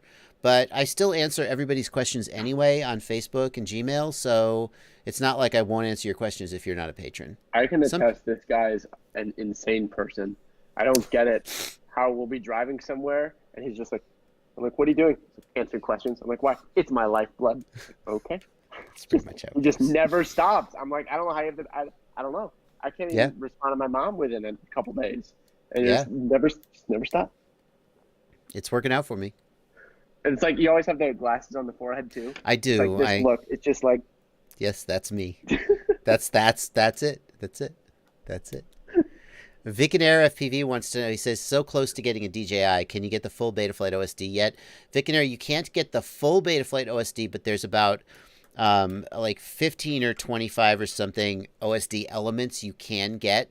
And you do set them up in the Betaflight flight controller OSD tab. So it basically kind of works like Betaflight OSD, but it's not all of the OSD elements. The one that I need them to get is the warning element, so you can know why your quad is refusing to arm. They have to do that. I've passed them a feature request. Hopefully they'll do it soon. How important is the QX7 inverter mod, asks Cheesehead FPV. If you don't want to do the inverter mod, turn your baud rate down from 400,000 to 250,000 in the hardware screen on the QX7. You will get additional latency, but most people probably would not notice the difference. But you should either do it or you should do the inverter mod. Ryan Eichmeyer thinks I missed his super chat. Did I miss it or did I just not get to it yet, Ryan? I think I didn't get to it yet, Ryan. Yeah, I just didn't get to it yet. Take it easy. Take it easy, dude. It takes me a little while to get to them. I'll get to it, though. Don't worry. Matt Ryford says, do diopter lenses work or should I look into getting box goggles? Diopter lenses do work. You can get custom diopters from, Optic Fisher. Optic Fisher is one, and RHO Lens is another. Static Motion, thanks for $10. No question, just a $10 super chat. Thank you. Prairie Mac FPV, thanks for $2. Static Motion, thanks for $2 more. And Ryan Eichmeyer. We'll get back to you, Ryan. No, Ryan Eichmeyer, thanks for $5. Are you planning on converting all your old drones to remote ID? Isn't that even possible? Ryan, it's too soon to ask that question because right now we just don't know how this is all going to shake out. Under the current wording, people I've talked to and myself, I also read it, but I'm not a lawyer. It seems like you wouldn't be able to easily convert an existing drone to support remote ID. It would have to be flown in the FRIA sites because the whole drone seems to have to be designed to support remote ID and to not be easy to circumvent. So this idea that we're just going to slap a transponder onto a drone and make it compliant, to my mind, that doesn't seem like it is consistent with the wording of the thing. I'm putting you back on screen, Drew, in case you weigh in. Oh, I just agree. It's a horrible regulation. Stephen Lowenson, thanks for $2. Can you switch the failsafe mode from GPS to drop from the transmitter? You cannot, Stephen, but that is a common question. People want to be able to switch to GPS mode when they're doing like flying in a field and drop when they're flying like in a car park. You cannot switch it from the transmitter. You have to literally go in and change it in the configurator. Escobar FPV, Drew, he agrees with you. Thanks for $2, Escobar FPV. My quad was... I have a thought on that. Yeah. On the GPS thing. Yeah. Couldn't you set your crossfire failsafe differently? So that you could set it up so that when you're in the field, it goes to cut, which then enables the Betaflight failsafe. Yeah. But then when you're in the car park, you use the set feature to set it to just a disarmed position. I mean, you still have to go in and make the change in the Lewis script or whatever, so it's kind of still a pain in the ass. But yeah. John Solo says you could put failsafe on a switch, but the problem, John, is that the failsafe behavior would change. So I don't know about that. You can change it in the goggles, says T. Jenga. I guess you can do it in the Betaflight OSD. Well, that's surprising. I didn't know that. Escobar FPV gave $2 and says, my quad with single ESCs on Emu Flight flies better than... So he agrees with you. Single ESCs are better. I think it does. Sunny FPV, thanks for $5. I think Bruce, the Freedom Coalition, and other drone enthusiasts should collaborate on this legislation. I do agree, Sunny, with one thing, and that is that we all need to stop finger pointing and we all need to fight the thing together. I mean, no matter what you think about DJI, TBS, Rotor, Riot, you name the company, no matter whether you like them or hate them, we will all get affected by this. And that goes not just for FPV companies, but we need the biggest umbrella we can possibly get to get as many people as we can. So I say, if you're not an AMA member, become an AMA member if you can afford it. Even if you never fly at an AMA field, they're doing something to try and fight for us. And I have felt burned by the AMA not sticking up for FPV as strong as I wish they would. It seemed for a long time like the AMA said, well, as long as you're flying at one of our fields, everything is fine.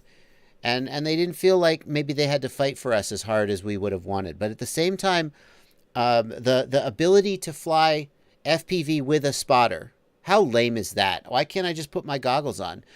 The AMA was who got us the ability to fly FPV with a spotter. Before that, there wasn't any FPV at all. It was just line of sight. So everybody who's fighting for us, we got to support them, and the AMA is one of those. And by the same token, if you are a traditional modeler flying at a fixed-wing field, well, then you're probably not watching this live stream. But if you're out there, those guys, they need to stop saying, you drone guys, this is all your fault. You're ruining it for us. Everybody's going to get ruined. So we all need to be on the same page. We all need to fight together. That's what I would say. Screed over. Stephen Rossi, thanks for $5. Josh, I use a small NC filter on my VTX power input to help clean up I think you mean an LC filter. Yes. To clean up video noise. Can I use an LC filter on the video signal ground? No. If you put an LC filter on your video signal, you will corrupt the signal. The power needs to be filtered, but not the... Drew, here's a question for you. It's a $5 super chat, but I'm keeping the $5. Josh, I use a small... no, wrong one. Ladrib, what does Red Cat acquiring Rotor Riot mean for the future? The timing seems odd with the new remote ID requirement on the horizon. First of all, the timing, Drew, was the timing a coincidence? Was it planned? What happened? Just this acquisition is something we've been working on for the better part of last year. I've never done a deal like this before, but it's incredibly complex as I've learned, and we've had the date pushed back so many times. But I mean, we publicly announced the intent to do this like a long time ago, so it was not like it was a surprise. It was just so happened as the end of the year came up, we really want to get this signed before the end of the year for tax purposes and whatever. And then this the FAA proposal coming out like right after Christmas. I mean, that was just a complete blindside. Like we were like, wait, what? And so it really was just like crazy coincidence timing. Let me put it this way: a deal like this can't just be done overnight. So there's no way that the FAA proposal came out and then we're like, oh, quickly, let's do this. Like, no, that took a year to get done. Yeah. So. Yep. Yeah. What does Red Cat acquiring Rotor Riot mean for the future? Anything you can say about that? By the way, that's a super chat question. That's not me just throwing softballs to my friend. Well, it's supposed to mean that we are going to be better funded and have access to more opportunities. I mean, Red Cat is a larger company that is having meetings with companies on the level of Intel. So I think I can share that. Yeah, like Chad and Jeff have been in meetings with Intel.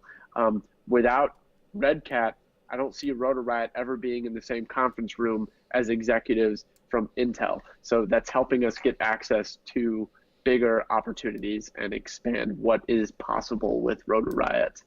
Yeah.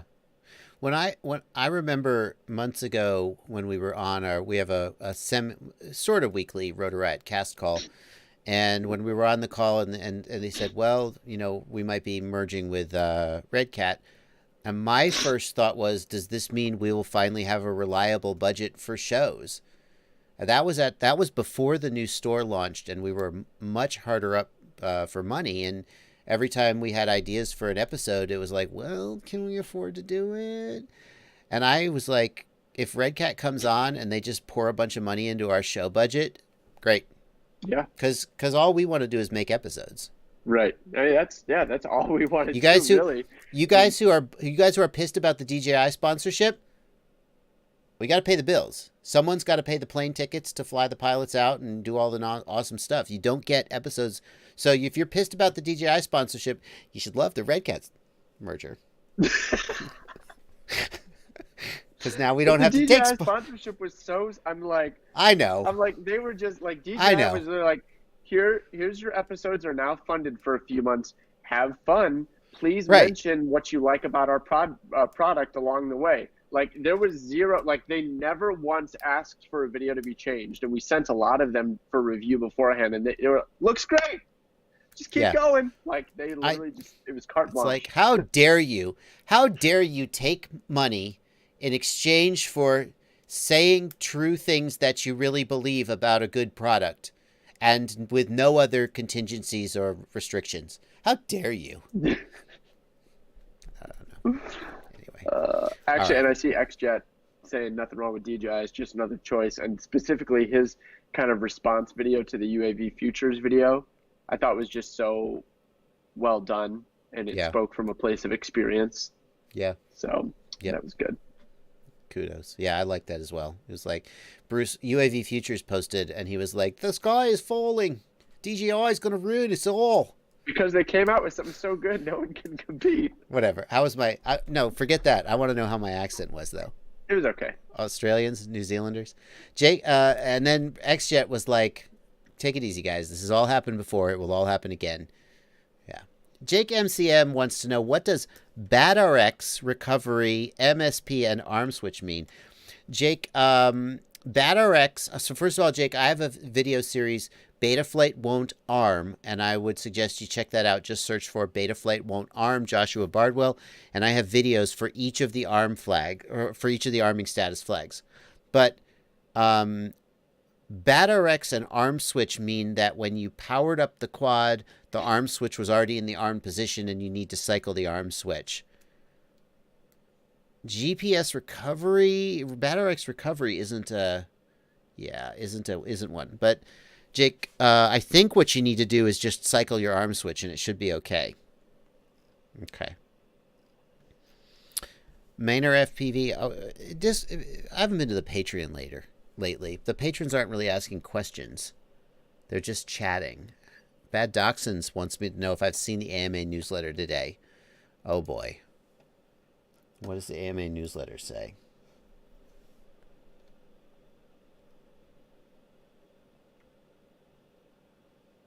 Oh, that's the wrong mess. There we go.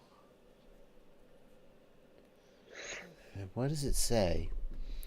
The proposal does include the AMA's request to exempt fixed flying sites. Yes, except that sunsets, and after 12 months you can't do that anymore. So Dude, that whole thing is that all these oh man, it just, there's so many things about this proposal that piss me off. Like, we'll give you flying sites, which first off, I don't want to fly flying sites, but it explicitly says you get 12 months to apply for them, and then after that, no more are accepted. So it's a designed diminishing number of flying sites. So just, right, it's designed to go away. What the hell? Second off, there's like this whole section titled exemptions for amateur built quad or amateur built UAS. And when I read that, I was like, oh, thank God. Okay, as long as we build it ourselves, we're good. And it's like, no, it literally means nothing. Right. Because you can only fly the amateur built quads at the FRIA sites, which are going away. Yeah. So it's and then the AMA comes out and says, "Don't worry, we protected your flying fields." And I'm like, "No, you didn't." That pissed me off about the AMA. No, you didn't. No, you didn't. I don't want to turn I shouldn't piss the AMA. Do you know I'm going to start writing a column for the AMA magazine? Okay, so that's true. I true. I saw Chad say that in the group chat, and I was like, "What are you talking about?" Yeah, that is true. They have a bi-monthly column, The Deal with Drones, and their current columnist left, and they asked me to come do it. And I got to tell you, I had mixed feelings. I was all about it. Then I saw their response to the remote ID, and I thought what I heard them say was, "Don't worry, people who fly at AMA fields, we protected you." And the first thing I thought was, "No, you didn't."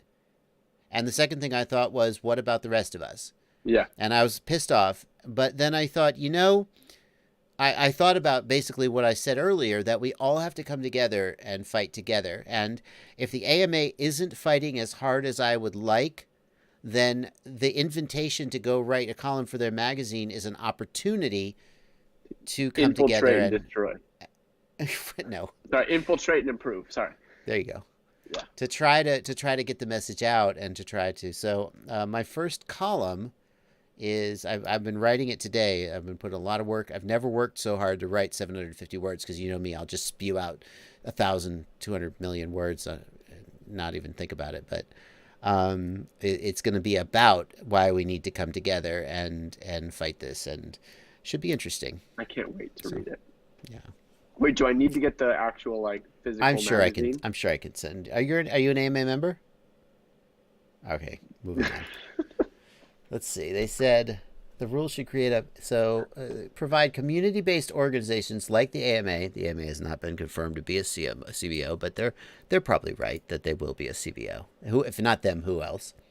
More flexibility to establish and maintain flying sites that satisfy remote ID compliance. What does that mean? If by more flexibility you mean that for 12 months after the law goes into effect, we can register them and then we can never register anymore ever again, that doesn't seem very flexible to me.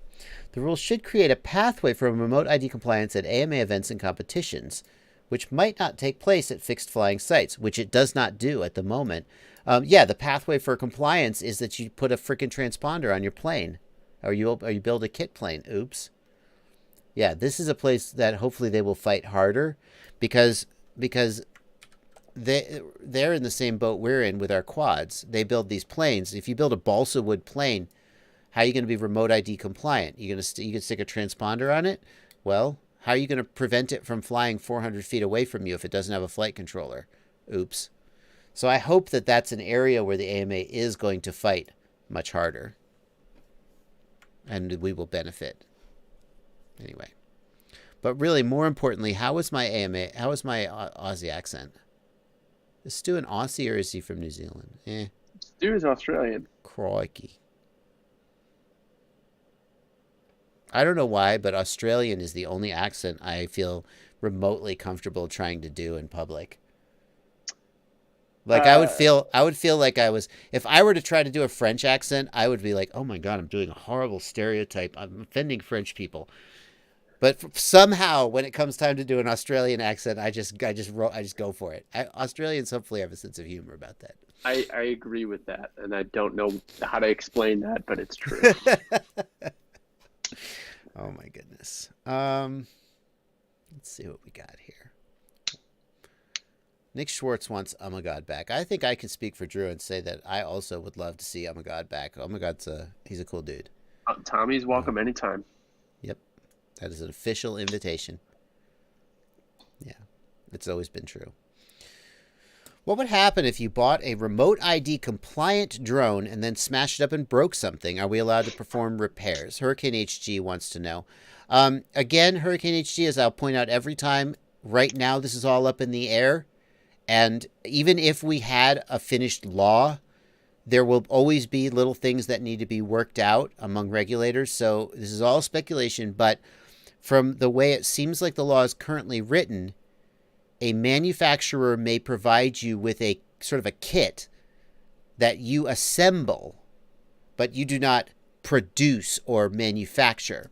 So if you had a drone and you broke it, the manufacturer could give you spare parts that you install, but you couldn't, I don't know, jury rig it. Mark 10 SRV wants to know if running in new motors is a thing. See, I do answer questions from the patrons in Discord. I don't break in bearings. For brushed motors, some people have told me that for brushed motors you should break them in, but I don't, and I don't know anybody else who does. Break them in by bashing them. Yeah. JJJ, thanks for $3 in the super chat. How do I know there's damage in the antenna or the system? JJ, if your range is suddenly way shorter than it used to be, try swapping the antenna, and also use process of elimination. If you have 3 VTXs and one of them has short range, it's the VTX. If they all have short range, it's your goggles. So, John Larson, thanks for $5. Flight Test has a new YouTube channel, FT Community Association, and they're talking about basically forming a community association similar to the FPV Freedom Coalition. Seems important to share. Well, John, if it's worth $5 to you to share it, then it's worth a few minutes of my time. Manor FPV, thanks for €2. Greets from Hanover, Germany to our community. I've been to Hanover. Pan FPV, thanks for $2. Static Motion, thanks for $5. Joshua, thanks for all the great content, and also had the pleasure of meeting Drew at Quads and Coffee in Orlando. Love your stuff. Thanks, Drew. Thanks again, guys. Drew, people are asking, when is the next Quads and Coffee going to be? Do you have any plans? Nothing's planned. Whenever people are in town. Yeah, maybe next week? No, Okay. Because aren't we going to be in Knoxville?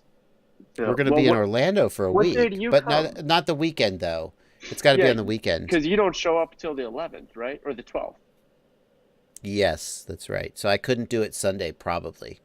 Maybe if I got there on the 11th. And a weekday one maybe isn't the best idea. No, yeah, you don't want to do it during the weekday. And that Sunday, I want to go fly a cool spot. And Yeah. we're going to do that. Sorry, guys.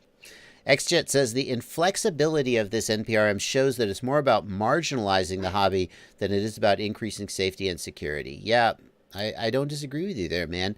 That the main goal of I mean, they're trying to improve business, and hobbyists are, not really on the table. Duck My Squee points out the AMA want more pilots at their fields, so this rule works for them to increase membership and revenue in the short term. Well, sort of, but their fields then go away. And then what? So it's really short-term thinking, and they know that. The AMA, they know, and I think they're just trying to put a positive spin on it for their members by saying, don't worry, we protected our field. See, we're going to be a CBO with FRIAs. So many acronyms. They know, and they're probably fighting it just as hard as anybody would. Yeah. They're trying to deconflict the airspace for commercial autonomous UAVs. Yep, I believe that is true.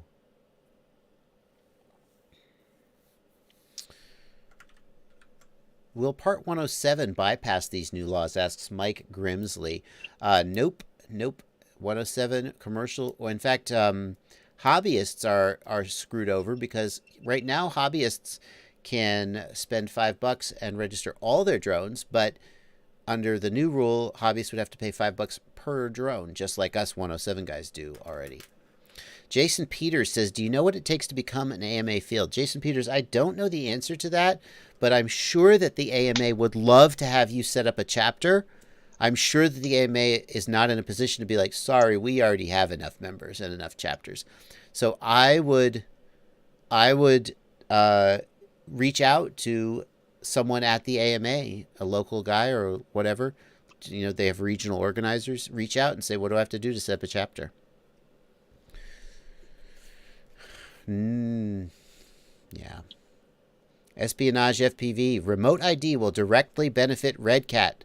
Their cryptocurrency will skyrocket. Drew, is this it? Is this the long game? Red Cat sells it. Did they do a public offering of their coin yet? Did that happen? I think so. Well, it's on a public stock exchange now. So It's not even just a coin. But Red Cat might be interested in remote ID for commercial purposes. They're not interested in it for private use. Like, the market's just not big. So the market's not big enough for it to be worth the development, and the market's made it abundantly clear that they're not interested. So companies aren't, like, selling one contract of remote ID technology to Amazon will yield so much more profit than selling remote ID tech to every single private hobbyist pilot. So, like, they don't care. It's so irrelevant. So is Red Cat potentially interested in remote ID? Yes, but not for recreational. So the implications on recreational pilots blindsided everyone. Like, we all knew remote ID was coming, but, like, we thought there was going to be we thought there was going to be exemptions for recreational, or, you know, a reasonable way to do it. So there's lots of tracking stuff that I'd be fine with. Like, if I could just go on my phone and draw a map of, like, where I'm going to be, well, and I'll live with that. According to some people I've talked to, that is what the DAC proposed, that for beyond visual line of sight, for the Amazons and the FedExes of the world, they're going to have a full transponder system, because if you're going to just let a drone fly off into the horizon, we'd like to know where it is. Which I can agree with. I'm fine with that. When it comes to, like, an Amazon drone flying from city to city, I'm like, yeah, maybe you should track that. Like, but everybody I talked to thought that it was the way it was going to work. If you've ever used Lance, basically you call up the AirMap app on your phone. It says, hey, you're in Class D airspace, and you go, I'm gonna be flying right here in a 1,500-foot radius up to 200 feet, and it says, good to go. Yeah. And then it notifies the air traffic controllers nearby you, or it just does it. And we thought that was how remote ID was going to work. Because that's already what we're doing. I do it every time I fly in Orlando, because there are so many airports. I'm almost always flying in classified airspace. So, wait, classified, right? Controlled airspace.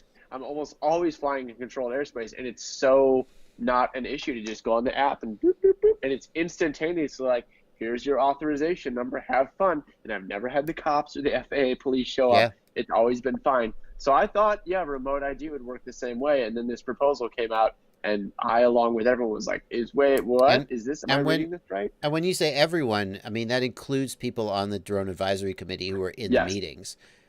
And it makes me think, if the FAA ignored the recommendation of the Drone Advisory Committee, which is what people who were in those meetings or attended those meetings are telling me happened, I obviously wasn't there. If they ignored the DAC, then what makes them think that they're going to listen to the AMA, who is just a tiny, tiny fraction of the EMC, the DAC? Yeah, if you want to track, by the way, the actions of the FPVFC or anyone involved, you can. I guess not, FPVFC isn't on the DAC. You can read the meeting minutes of the Drone Advisory Council meetings. You can just Google it. I think the last one was on October 17th, and they talked about a lot of the things, like, doing an app-based notification. And it's what they proposed was so dramatically different from the most recent meeting minutes. Yeah. It's consistent that they felt blindsided. Yeah. Caesar FPV wants to know, how does Lance work? I've tried Kitty Hawk, but it always asks to connect to a DJI quad. Caesar, download the app AirMap. Yeah, Kitty Hawk I've had a lot of problems with, but AirMap works great. Yeah. AirMap will connect. So if you have AirMap and you get a Lance approval, it will actually connect to your app, to your DJI controller app, and tell the DJI drone that you're allowed to fly, when normally the DJI drone would refuse to take off. When it works, which doesn't always work. But using the AirMap, I mean, it's actually crazy. Like some of the places that I'm allowed to fly, like there's this lot by the warehouse, and it just so happens to be kind of positioned between the landing areas that I can fly up to. I think it's 100 feet, and so I can get this little bubble. And while I'm flying, there's an airplane there, and there's an airplane there, and we're all good. Like, I'm like, I guess this is okay. Yeah. Thomas Pride says, we are on fire and now being bullied by some random Americans. Listen, Thomas, I'm sorry if my accent offended you. I certainly am not making light of I did make light of the Australian fires earlier in the live stream, actually. I'm sorry, Thomas. Take care, man. I hope you're okay. And I resolve to not do an Australian accent ever again. Until the fire stop. That's my commitment. I am swearing off my Australian accent until rain falls on Australia. That's what I'm going to do. I'm not bullying them anymore. That's good. I know that is actually sad. Catch later FPV. Koalas, Drew. Do you know about this? What is it? Koalas are basically extinct now. Like they're not all dead yet. Don't laugh. Drew. Stop. Like, that's so messed up. That's so messed up. Thank you. I have that. They're not all dead, but so many of them have been killed by the fires and their habitat wiped out that people are saying that koalas are basically... your kids are not going to know what a koala is. I think I have a condition to like where like really horrible news, I just kind of like laugh. Like it's like a coping mechanism. Just like, oh my God, koalas are just gone now. Oh my God. How is that a thing, right? That's horrible. Yeah. No, you're right. RGMG. It's not that kind of laugh. It's just, almost no food sources left. Yeah, it's fucked up. It's pretty fucked up. Anyway.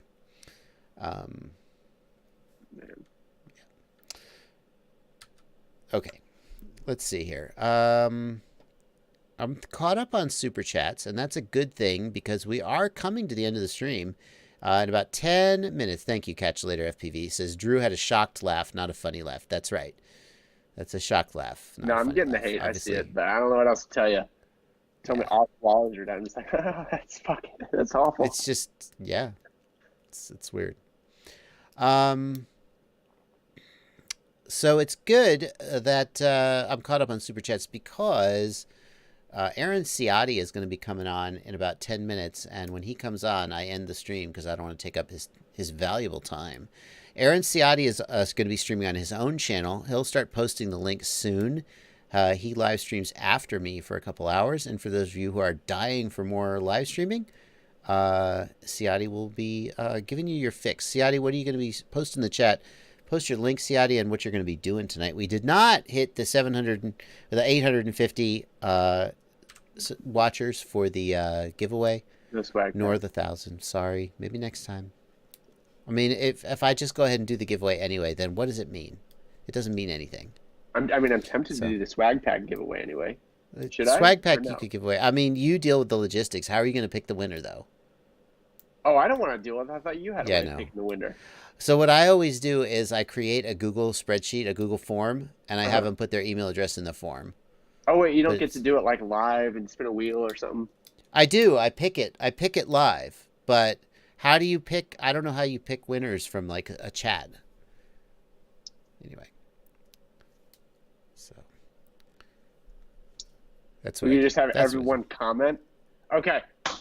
And then what? All right, Drew's going to do it. Here we go. Here we go. Wait. Then how do you find? How do you get the name from the? I guess just have them send an email. All right. So, I mean, how do you verify that the right person has emailed you? All right. Everyone, stop commenting now. Oh, they're doing it. They're doing it now. No, stop. stop. If you comment, you're disqualified. So wait, I'm gonna wait for. No, shut up. No, stop. That's okay. Somebody suggested that you pick a number. That's what I was gonna do. Okay, we have. Waiting for everyone to stop. I was waiting for everyone to stop. I'm waiting. No for one comments gets numbers. to stop because I'm gonna give you a range. We have about 700 people in the chat right now, but not everyone is active. All right, Drew. So they're just throwing out numbers. Gosh, what are you gonna do, Drew? You've done it. You've done this to yourself. You're on your own, man. Is the number 700947? Okay. You have to pick a number between 7,000 and 7,025. First person to get it gets it. Oh my God, you're killing my chat. 7,000 and 7,025. Yeah. I'm watching. Waiting for it. Oh, here they come. Oh my God, there's so many of them. Did you see it? Oh wait. Who got it? Oh man, nope. They're close. No one's got it yet. Oh wait, there it is. Oh wait, no, someone else got it before that person.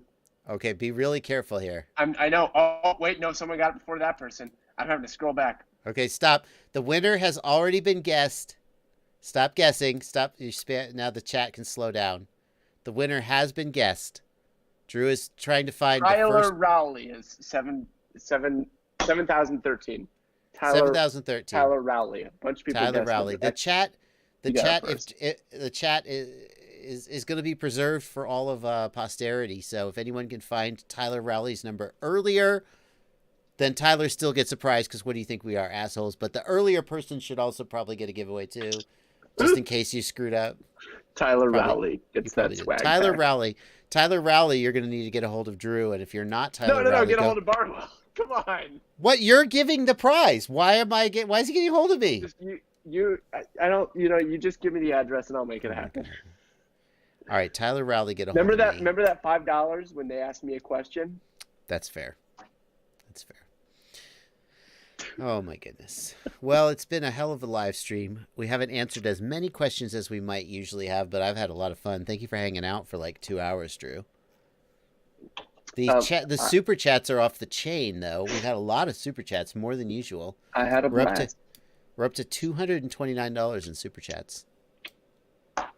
You know, pretty fly for a white guy. I was joking. You guessed 700947, and I said to Drew, "Is it 700947?" It was just a joke. I'm sorry, man. That wasn't the draw. Oh, now you see why I use a spreadsheet. Yeah, Keegan whatever. S. Aaron Ciotti.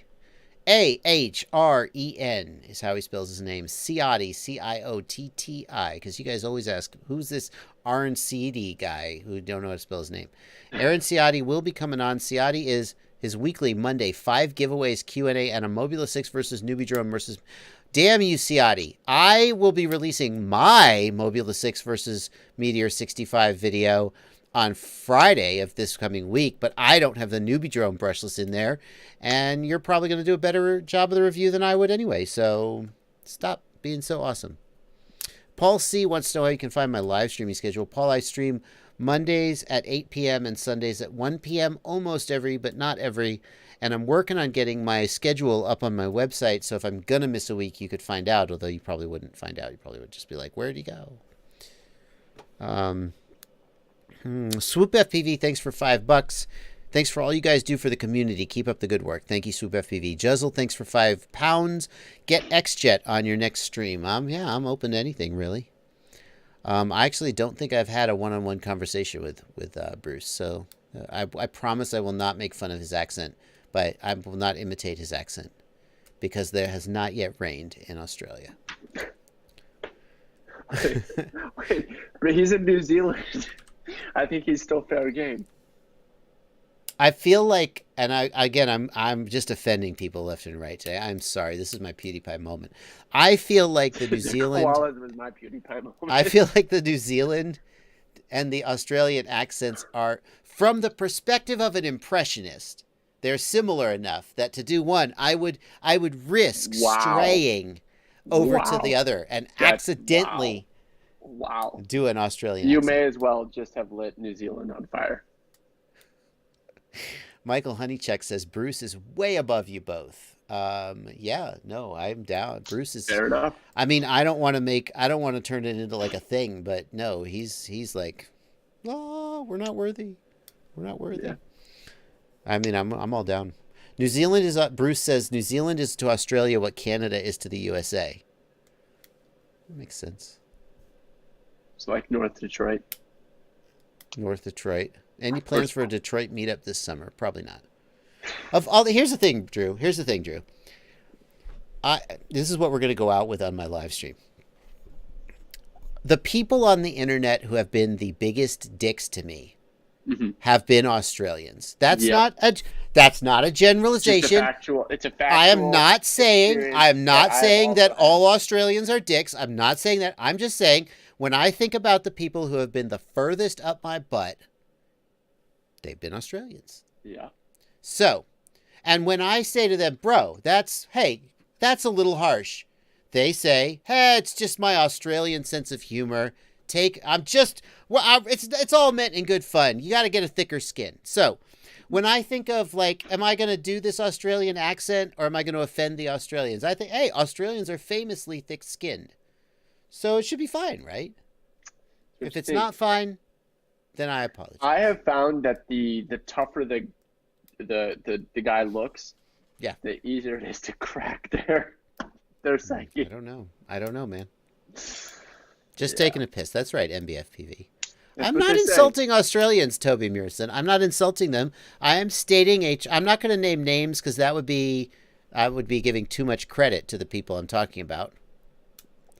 But it is a fact that there's only, I'll tell you this, every single prank call voicemail that has ever been left on my phone has involved an Australian accent. Oh, yeah, me too. That is not insulting Australians. It's not too. Overgeneralizing. It is you've gotten those? It is just a fact. I had to install like this special app on my phone. I don't know how my number got out there, but I had to install this special app that I had to get from AT&T. So I guess I'm famous enough to get it now. So I got this special app from AT&T that like my phone only rings if I add you to this list, which has been great because it also cut out the telemarketers, but also like I don't get calls from my bank sometimes because I haven't added them to my list. So like I accidentally didn't pay my truck payment and they were trying to call me and I had to pay like $68. So that sucked. And I could have gotten that call, but whatever. RC McNutt is pointing out that I missed his super chat. Sorry, RC McNutt. It does happen. Joshua, you should check out the Radio Master T16S. All right, for $2 super chat, let's real quick check out the Radio Master T16S. Radio Master. Is this one? What is that? I don't know. Radio Master. Okay, this is not the. Where is it? Okay, it doesn't exist. So, it is a remote control. No, it isn't. I have checked it out. But I don't think I know what it is. DJI Video, Streets FPV. I missed a couple super chats. Sorry. Streets FPV, thank you for $2. DJI Video to be able to go to another screen? No, DJI does not have any HDMI output or anything like that at this time, Streets FPV. Static Motion, thanks for $10. Prairie Mac FPV, thanks for $2. Thanks, JB. We'll try your new board when it's out. Hi, Drew. Thank you very much, Prairie Mac. Now I'm caught up. And it's 9:59 p.m. So we are going to go. I'm going to get out of here. You guys check out Ciati's live stream if you want to see more live streaming. He's posting the link in the chat. Drew, this is not Drew. This is Drew. Drew, thank you so much. You hung out for I thought you would just come on for 15 minutes. And it's so cool that you just hung out with us for the whole stream. It made it a lot more fun. So it was fun to engage in the fun part of the FPV community because I've been neck deep in the not fun part for the past couple of days. So this was awesome. Yeah, thanks for letting me hang out. You could have kicked me off at any time. Nah, I wouldn't do that. Ryan Eichmeyer, thank you for $2. Ryan wants me to close with a $1 do, but I'm not going to say that because it hasn't rained yet in Australia. All right, well, that's going to do it for me. I'm going to sign off, and I guess the only thing I have to say is g'day.